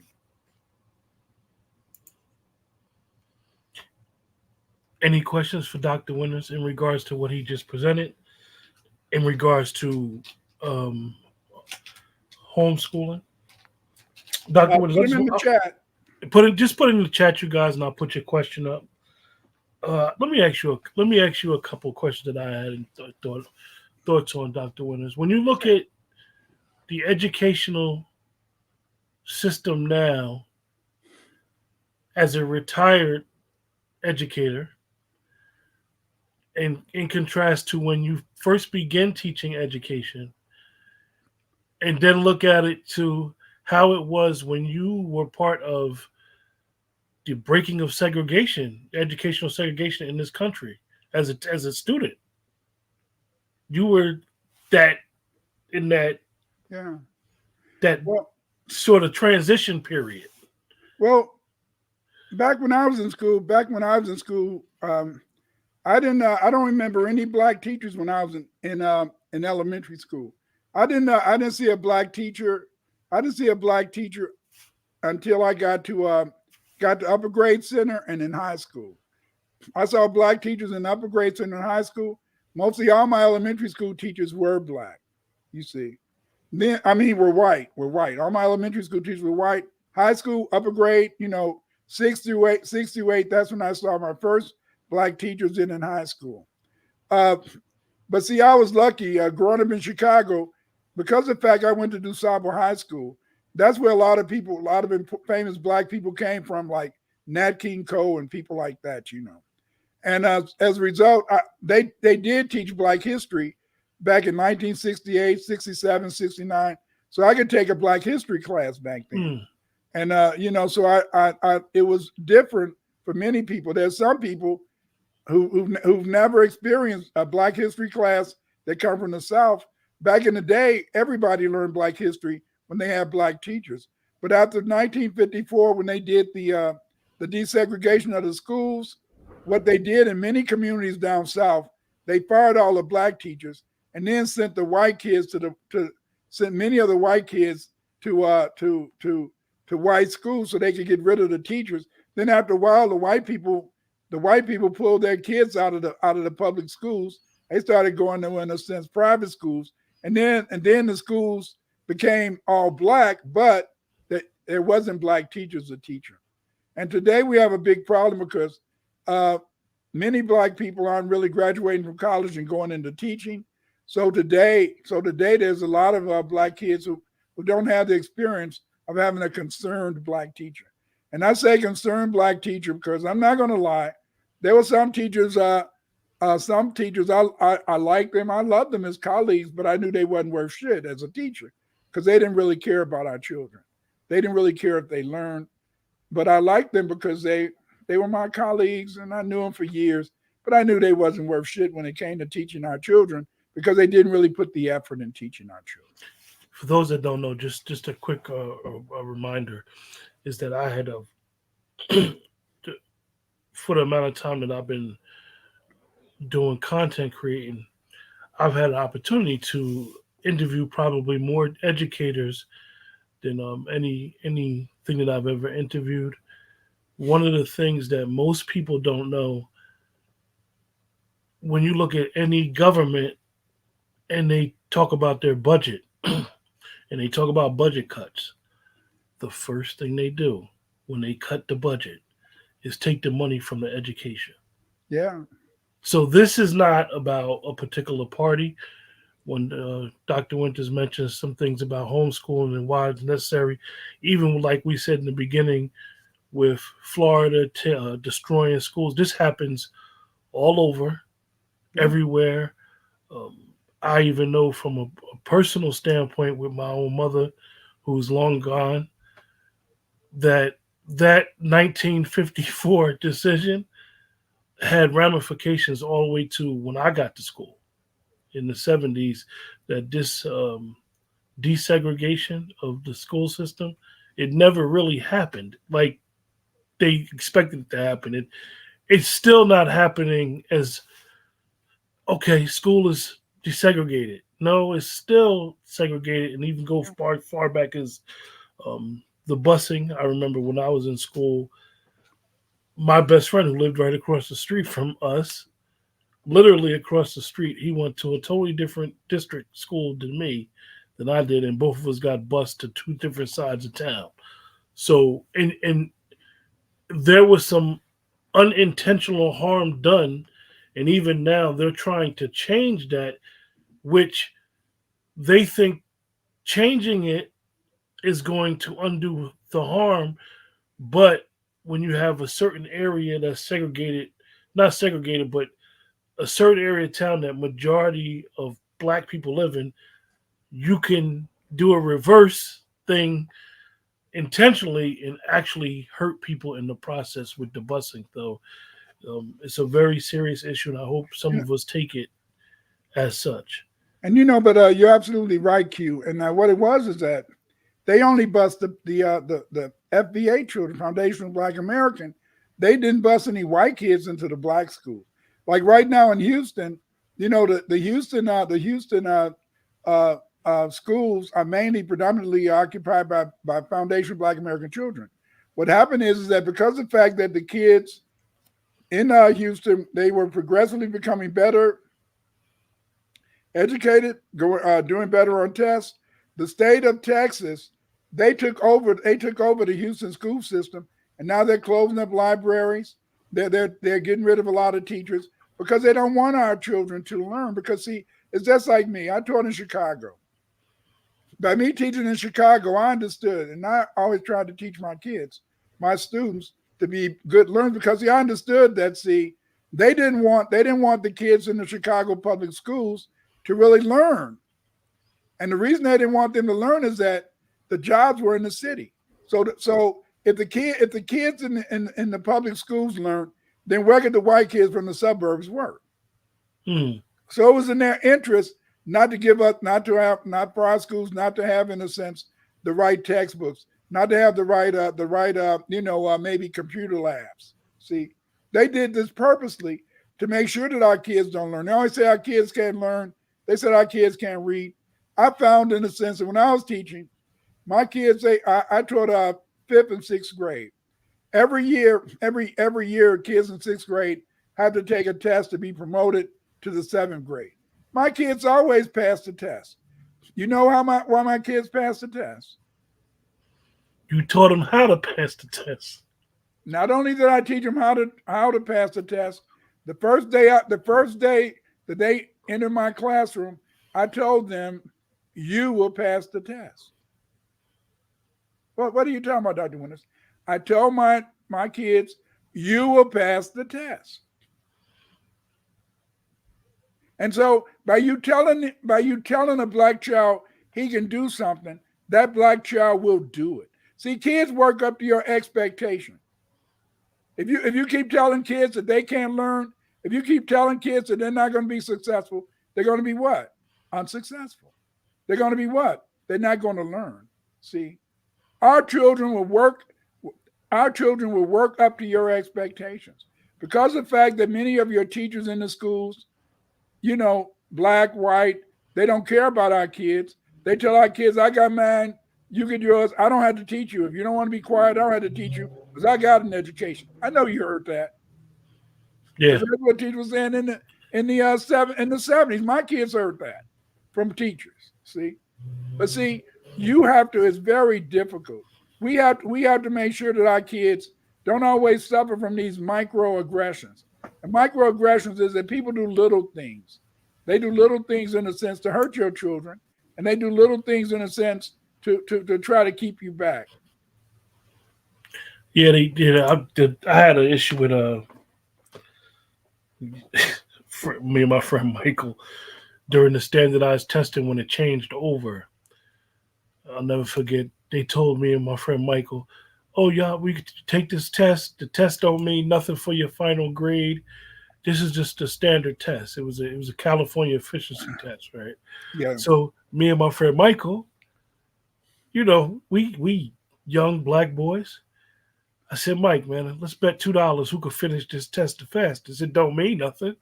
We ain't even got to go over the questions. We just marked the answers. So we racing to put stuff on the key card and all that. The teacher took our answers. About 2 months later, they called my mother. She said, "They said your son. It's no way he could have scored this low on this test and being. I think I was like the 4th, 5th grade." Yeah. So my mother was like, "What happened?" I said, "Ma, they told us the test didn't mean nothing." I said, "We just supposed to take a test. The whole grade was shut down. The test don't mean nothing. I'm going to the 5th or 6th grade. I can't remember what it was." She said, "Don't listen to them people. Anytime they test you, it's for a reason." And I had won the bet with Michael too, but I realized back then, these are the games that they play, and it's very, very. I happen to have one teacher back then who, to this day, if I was to reach out to him, he'll still advise me on, because I wasn't in school for school. He'll still advise me on certain things that's being done. So nowadays with these standardized testing, a lot of times I hope that parents of small children really, really have to be more aware of what's going on with their children and with these tests and the teachers and following up, because they will put your kids in the pickle, and the next thing you know, you fighting to keep your son or daughter even in district. That's right. And see, a lot of teachers, what you find is that a lot of black teachers and black administrators, what they do is that these black administrators, they go to these things and they believe that if you teach a kid a subject during the year that kid is going to be ready to take the test, in the spring. But here's the point: is that when you're teaching math, let's take math for example. If you're teaching math to a kid, then that kid will learn 6 or 7 different math skills, between September and maybe March or April when they take the district test. A lot of times you got to remember this is that. Let me explain to you, family, is that to learn, you have to forget. What are you talking about? In other words, after in a sense, a kid learns something, they had to forget what they've learned. You don't never really forget it because there's still a neuron that has that knowledge, but you have to forget that as you learn a new skill.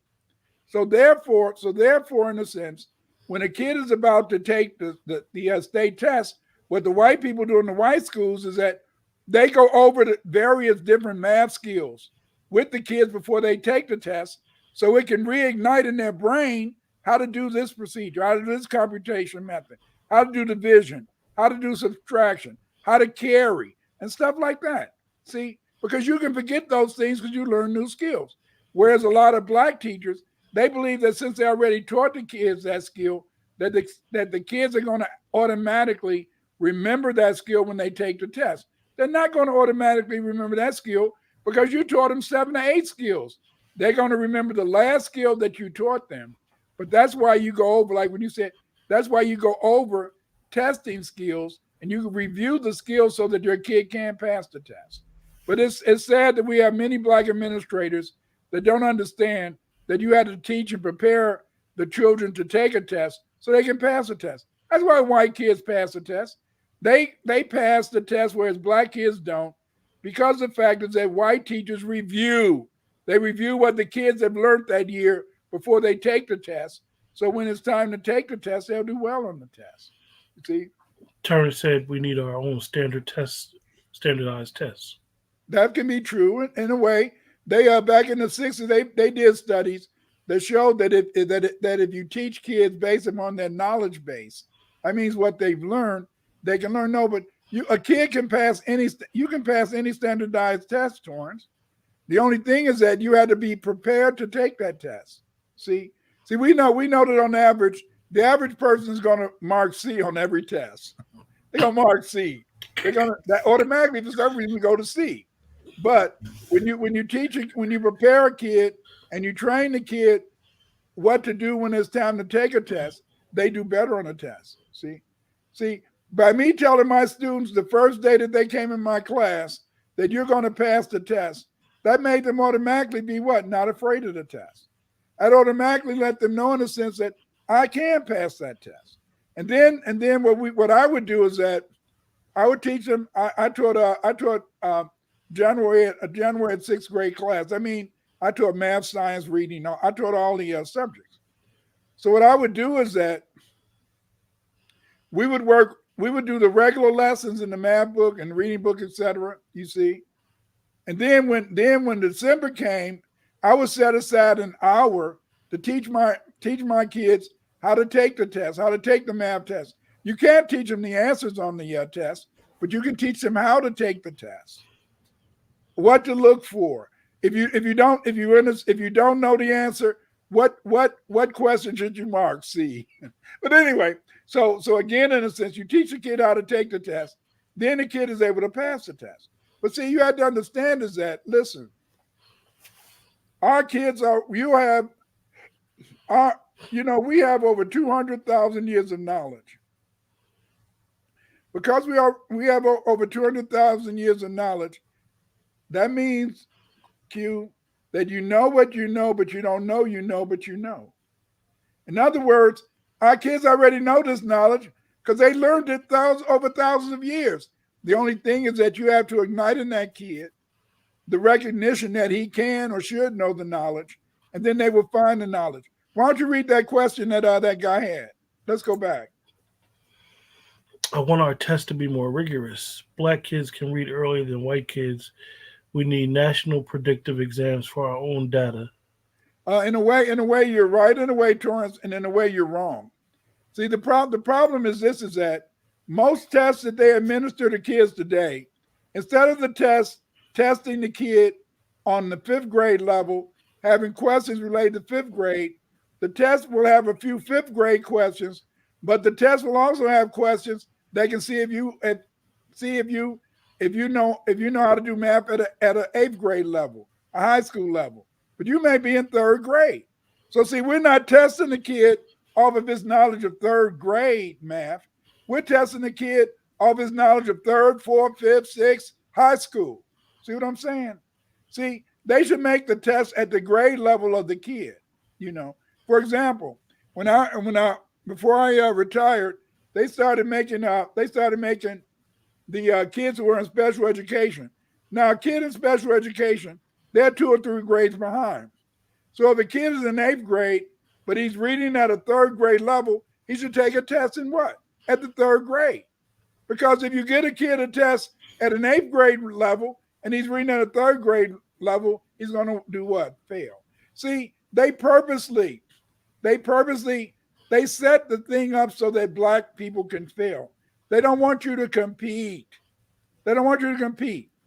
Anything that we teach our kids on 11th level playing field, they can't compete. They can't compete in football, basketball, golf, tennis. Now you can't even find any white women that can compete with Black women in tennis. So the same thing is true of education. So they try to make sure that they don't teach our kids, because how can they compete with our kids? Our kids have 200,000 years of knowledge. Therefore, if you get our kids to believe in themselves, to know in a sense that they can learn, then who can compete with them? See, I'll never forget, I was in a class. And so then my advisor, I was working on my PhD. And so then the teacher, Morgan, he was in there giving a big speech. I really appreciate this. I really do this. I do. We really need people who can really study. And then the next thing he said, one of you got an A+ on that test. And then he said it was Clyde Winters got an A+.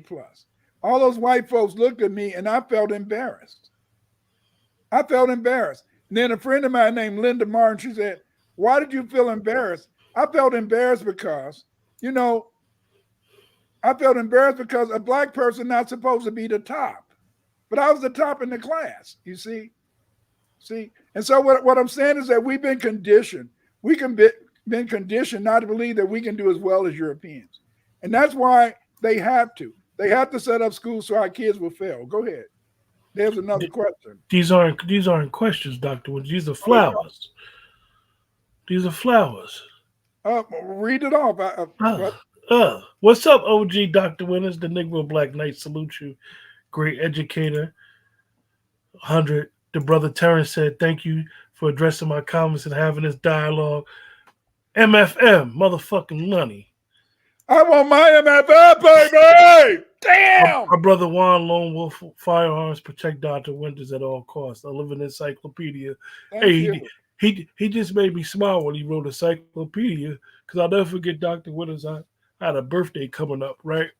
And I asked this particular person to buy me a set of Encyclopedia Britannicas, right? They seen the cost of those damn encyclopedias. It was like, "I'll get you something else." Yeah. They was like, "That's what you want?" I said, "Yeah, that's what I want." I said, I like to read, and I'll take that. They tried to price them things. It was like, nah. I'll take you out to dinner. I ain't gonna buy that.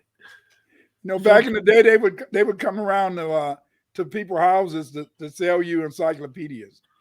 Sometimes your mom and them, they had the money to pay for them. Most of the time, they couldn't get those encyclopedias. Yeah. I forgot it was. Remember that's how Malcolm X got his knowledge. Was reading encyclopedias and reading a dictionary. Getting my bread up. That course with your email got 50 pages on my first book right now. This is not my research class. My research class, I'm going to do that later. What this person's talking about? I teach a research class, and some of my students, it's a 15-week research class, and my students learn how to do research, and a lot of my students, they've written books, they've written articles, and I'm really proud of them, because see, the difference between a person with a PhD and the average person's at a PhD, just like me. I took all these classes. And after I took 30 classes, I had to take a year or two to write my PhD, my dissertation. And so then if I wouldn't have wrote my dissertation, I would have been what's called an ABD, all but the dissertation. See? So the thing that makes you have a PhD is you write. So I teach in my research class, I teach people how to write books. And I'm so proud that some of my students have written 2, 3, 4 books. They put articles on academic edu. I'm very proud of my students because of the fact, in the sense is that I want them to be the best. And this sister or brother who wrote 50 pages, the thing is, this is that, when I give my class, or hopefully when I teach a class, I hope that you can find out about it and you can join my class. And we're going to turn those 50 pages into 100 pages, 200 pages, 300 pages. And see, this is the whole point. You want to say something? No. I just when you said your dissertation, it made me smile because I just got a copy, 2 different copies from 2 different doctors on their dissertations. One, I personally know her very, very, very, very well, and I'm about to. I have to read it. I got sick, Yeah. but she asked me the other day. She said, "Did you read it?" And I'm gonna read it, and I kind of know what it's about, what she did, and I plan to bring her on the show because I think she has a lot to offer, and a lot of people could really. She's from us. I'll say that. Yeah. Well, see, that's the name of the game, and see, by my students, by them taking my class, and now they're writing articles, they're writing books, and stuff. So then we're changing the whole academic field because that person who said they've written 50 pages is so much we need to know. Like I was talking to Shanice, Sister Shanice. She lives over in London, and I was talking to her about we still don't have any stories about how did those brothers grow up over there in nothing but a white world, people picking on you. We don't have any stories. I said, you guys are always looking for people in America to tell you stuff. No, we need to know your story. We have Caribbean people, like Shanice, Sister Shanice. She was donating blood to help people who have those different cancers where you got to have special blood.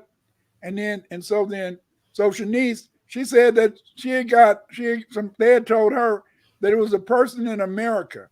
It was a person in America who had the same blood she had, and because she donated some blood for that person, you see. And then Shanice said, I couldn't understand how I had the blood of somebody in America. But see, she said after studying under you, Dr. Winters, now I know why. Because see, when they sent those Black Irish to the Caribbean, Jamaica, Barbados, Montserrat, they also sent maybe his cousin or brother over to Virginia, North Carolina, stuff like that. That's why we carry. And see, this is some important stuff. You see, Q, just think about the fact that all your life, the white man had taught you that he gave you your name. He taught you that everything about you came from him. And now that we know through the research of Dr. Childs that our names didn't come from our masters. We already had those names. And so then that's why you found a lot of people say, well, how could you be an Indian? How could you be an Indian, Clyde Winters? How could you be Choctaw? You ain't Running Cloud. You ain't Brown Bear. See, but I told him, I said, when I was growing up, Q, a lot of times you didn't even know your cousin's real name. We called him by nicknames. Yeah. Blue Man, Blackie, Panther, Rabbit, And so, that's why we had those names, but we still had the surnames Winters. Go ahead. Didn't most of the people you knew have nicknames? Yeah. You got one question here. Do you recommend reading the dictionary to expand the mind? I think that you can read the dictionary to expand your vocabulary, and that by reading the dictionary, you can expand your vocabulary, and then, in a sense, you can express yourselves. You see, you can be able to tell more to the world. See, back when I was growing up, I don't know about you, Q. When I was growing up, you had to have game when you talk to a girl. See, we know Jonathan Majors, he a lame. We know he a lame. You got to be a lame if you think you're going to turn a white girl into Coretta Scott, King and Michelle Obama. But see, you had to be able to talk that talk. And so then women operate off words. See, for a man, it's the physical. Damn, that's a nice big ass over there. Yeah. You got pretty legs.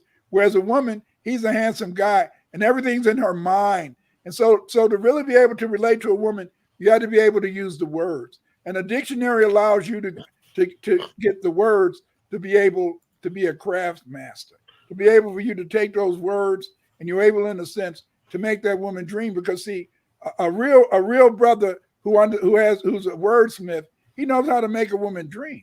And that's what you do with your words. You make a woman dream. See? Hey, Jibba Jabba, I'm gonna give you some advice from a person that loves to read in reference to your dictionary question. Buy one of Dr. Winter's books. Maybe you probably don't want to, if you don't want to get the book that we talked about today, the homeschooling book, you might want to get any one of Dr. Winter's books, right? And this is a benefit of having Dr. Winters, I may put you on blast here. This is one of the benefits of having a living scholar amongst us. Once you read Dr. Winter's book, you read it 3 times cover to cover. You take notes on the book. Then you get in touch with Dr. Winters personally and question him about the book. So now you get your research from the book. It'll help you be a better researcher in it. You get your research from the book, what you got out of the book.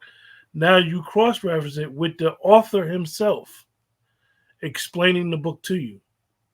So that's one of the habits that I've learned that you can do when you have a living scholar amongst you.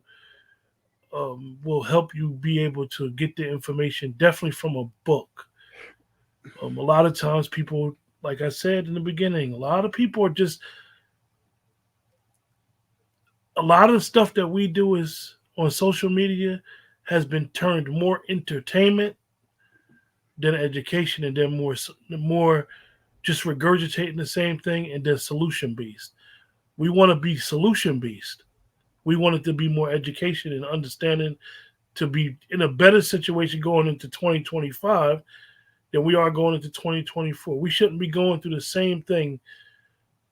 We shouldn't be saying MFM next year. We've been saying it for over 100 years, MFM. We shouldn't keep saying it. We should turn it into reality. We should have reparations. So, like I said, when you get one of Dr. Winter's books and you just go through the book, take some notes on the book, and then get in touch with Dr. Winters personally. Trust me, as an educator, I'm quite sure he would be happy for somebody to not critique, but to go over one of his works and tell him what they got of it. He's always available. Yeah. Omeg982000 at yahoo.com. I get email all the time from people asking me questions and things like that, And see, because the point is that I don't mind sharing. See, this is the thing that gets our children in trouble. And the thing that gets our children in trouble is that a lot of times they ask teachers questions. And see, a lot of times when our boys, especially black boys, when they're asking teachers questions, a lot of times that teacher may not be able to answer that question. And then because that teacher may not be able to answer that question, that teacher begins to feel embarrassed. And then that teacher looks at that boy as an enemy, looks at that boy as somebody that should be heard. See, you got to always be ready to ask questions and no questions. That's the book we went over today, you guys.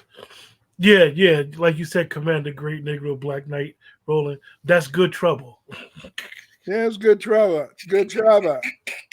And look, that's worth trouble getting hit over a rock on the George Pettis Bridge for. That's real good trouble. Yeah. But see, but those brothers and sisters, they did. See, I'm an urban. See, Q, you from an urban center. I'm from an urban center. Your mom and daddy taught you when you went to school, if somebody hit you, nigga, you better fight back or I'm whooping your ass. You see? So then therefore, That's why when Martin Luther King came up to Chicago, he got out the city. He got out the city in no time. Said, "Hell, these niggas up here fight, and these white folks will hurt you." See, because it's a different attitude. It's a different attitude. I don't know how it is down south. I think down south, many of them are just as militant. But as you said, most people are looking for entertainment. You know, most people, in a sense, like they're looking for a lot of things. Like I did when I did a video. I did a video on Ivory Irving. I did a thing on Irving. Kyrie Irving when he was having that trouble, and that video had 37,000 views. 37,000 views. And then my videos on history, they might only get 1,000, 2,000. You know, now over the years they got more, but when I did them, they only got 1,000, 2,000. But the Kyrie Irving video, 32,000 views, because that was entertainment. You know, me and Kyrie is from the same area. Okay. I actually know Kyrie's mentor really well. His father. Kyrie is really, you know, he's on his way. I'll say that Kyrie is going to be a very, very big asset to his people. But you know, it's complicated. See, I played football in college. When you come to the college, they had these white girls talk to you. So automatically, in a sense, you got these white girls. It's easy to get sex. Please, some of you, put your hands over your ears. Back in the day, white girls would perform oral sex, where sisters would perform oral sex. And so then a lot of times these brothers being a football player, basketball player, then, you know, they would fall in victim to them. But see, when I was going to college, just like somebody the other day, this basketball player I think it was from some school, he went somewhere and now somebody charged him with rape. You see, let me tell you something. I was just a college football player. When we would go to different towns, we would stay in motels and hotels. You know, the coaches a lot of times they would be walking around the hall because these girls. The curfew. I'm just a college football player knocking on your door. Let me in. Let me in. You see, they want to come in and have sex with you or whatever. You don't even know this person. See, and then later they can say, if they white, oh, he raped me. He gang raped me. He did something. So I didn't touch them gals, you see. And see, this is the thing that's going on, is that we don't understand is that Kyrie Irving and other ones, you have a pride, you know, as long as you're playing on the team, you know, the coaches are covered for you. They'll pass your classes. I did my schoolwork though, but they'll pass you and all that type of stuff. So you get the wrong attitude about life. That's why a lot of times, a lot of athletes don't know what to do with their money. You know, most black athletes, do you know what they end up doing? They become broke paying child support. You know, all you got to do is get a rubber. I mean, hell, you get a rubber. Oh, I did don't feel good. You're a dumbass. The brother, before we close out, the brother Jibba Jabba said he's going to start with the history of blacks around the world. And that's where he's going to start at. That's my, get that book. I got a book called the Black History of the World. And I talk about every black civilization on every continent. You know, it's a world history of the black race. Get that book. You can get it at Amazon.com. And but the thing is this, is that you are unique people. You are unique people. Haven't you ever wondered, family? Haven't you ever wondered why is it that foundational black Americans are so damn smart? Why is it that a black man can get a high school education and he can usually perform the job of a white boy that went to college? And he do a better job than the college educated. I'll tell you why. Because see, listen, we have black Irish ancestors, black British, Welsh, Irish ancestors. We got the black Aboriginal ancestors. Then we got the sub-Saharan African ancestors. They did not bring no dummies over here from Ireland. They did not bring no dummies over here from Africa. And we already had the black Aboriginals over here. We got so much game in us that we can't help but be the best. That's why everybody follow us. That's why our music and everything is so unique. That's why we're able to do things that no other people on the earth can, because we are, in a sense, we went through an ethnogenesis. And an ethnogenesis means this is that we're a combination of the Black Irish that built those cities in London, built London. See, we're descendants. Do you know, you guys don't even know this, but you know, many Black Indians in America had pyramids, but the white man used those pyramids as a place to go and steal the stone to build our houses. That's why you don't see no pyramids in America today. There were castles built in America by Black people. See, by the Aboriginals. And then on top of that, we came from sub-Saharan Africa, where we were blacksmiths. We built great civilizations. They did not bring no dummies here. Family, your child is not dumb. Do not let teachers tell your child can't learn. Do not let teachers tell your child is dumb. They're not dumb. They're carrying all this knowledge. That's why foundational Black Americans are hated by everybody on the planet. And the reason that foundational Black Americans are hated is because they ain't us. In Africa, they only got, in a sense, African skills. See? Many Caribbeans, because of the fact that the Caribbeans are a product of Black Irish and Black African, they could be better. But see, they've been so conditioned to think that only light-skinned people should have something. Only the white man should have something. That's why you find a lot of Caribbeans have an inferiority complex. See? But see, because of the fact that we was lucky enough to have a white man always whipping our ass. How's that lucky, Dr. Winters? It was lucky because we knew who the enemy was. See? People from Africa, people from the Caribbean, they're confused. They see another Black person as an enemy. They saw the light-skinned people in their neighborhoods make it to be on top. Over here, we saw light-skinned, dark-skinned, in-between skin make it as foundational Black Americans.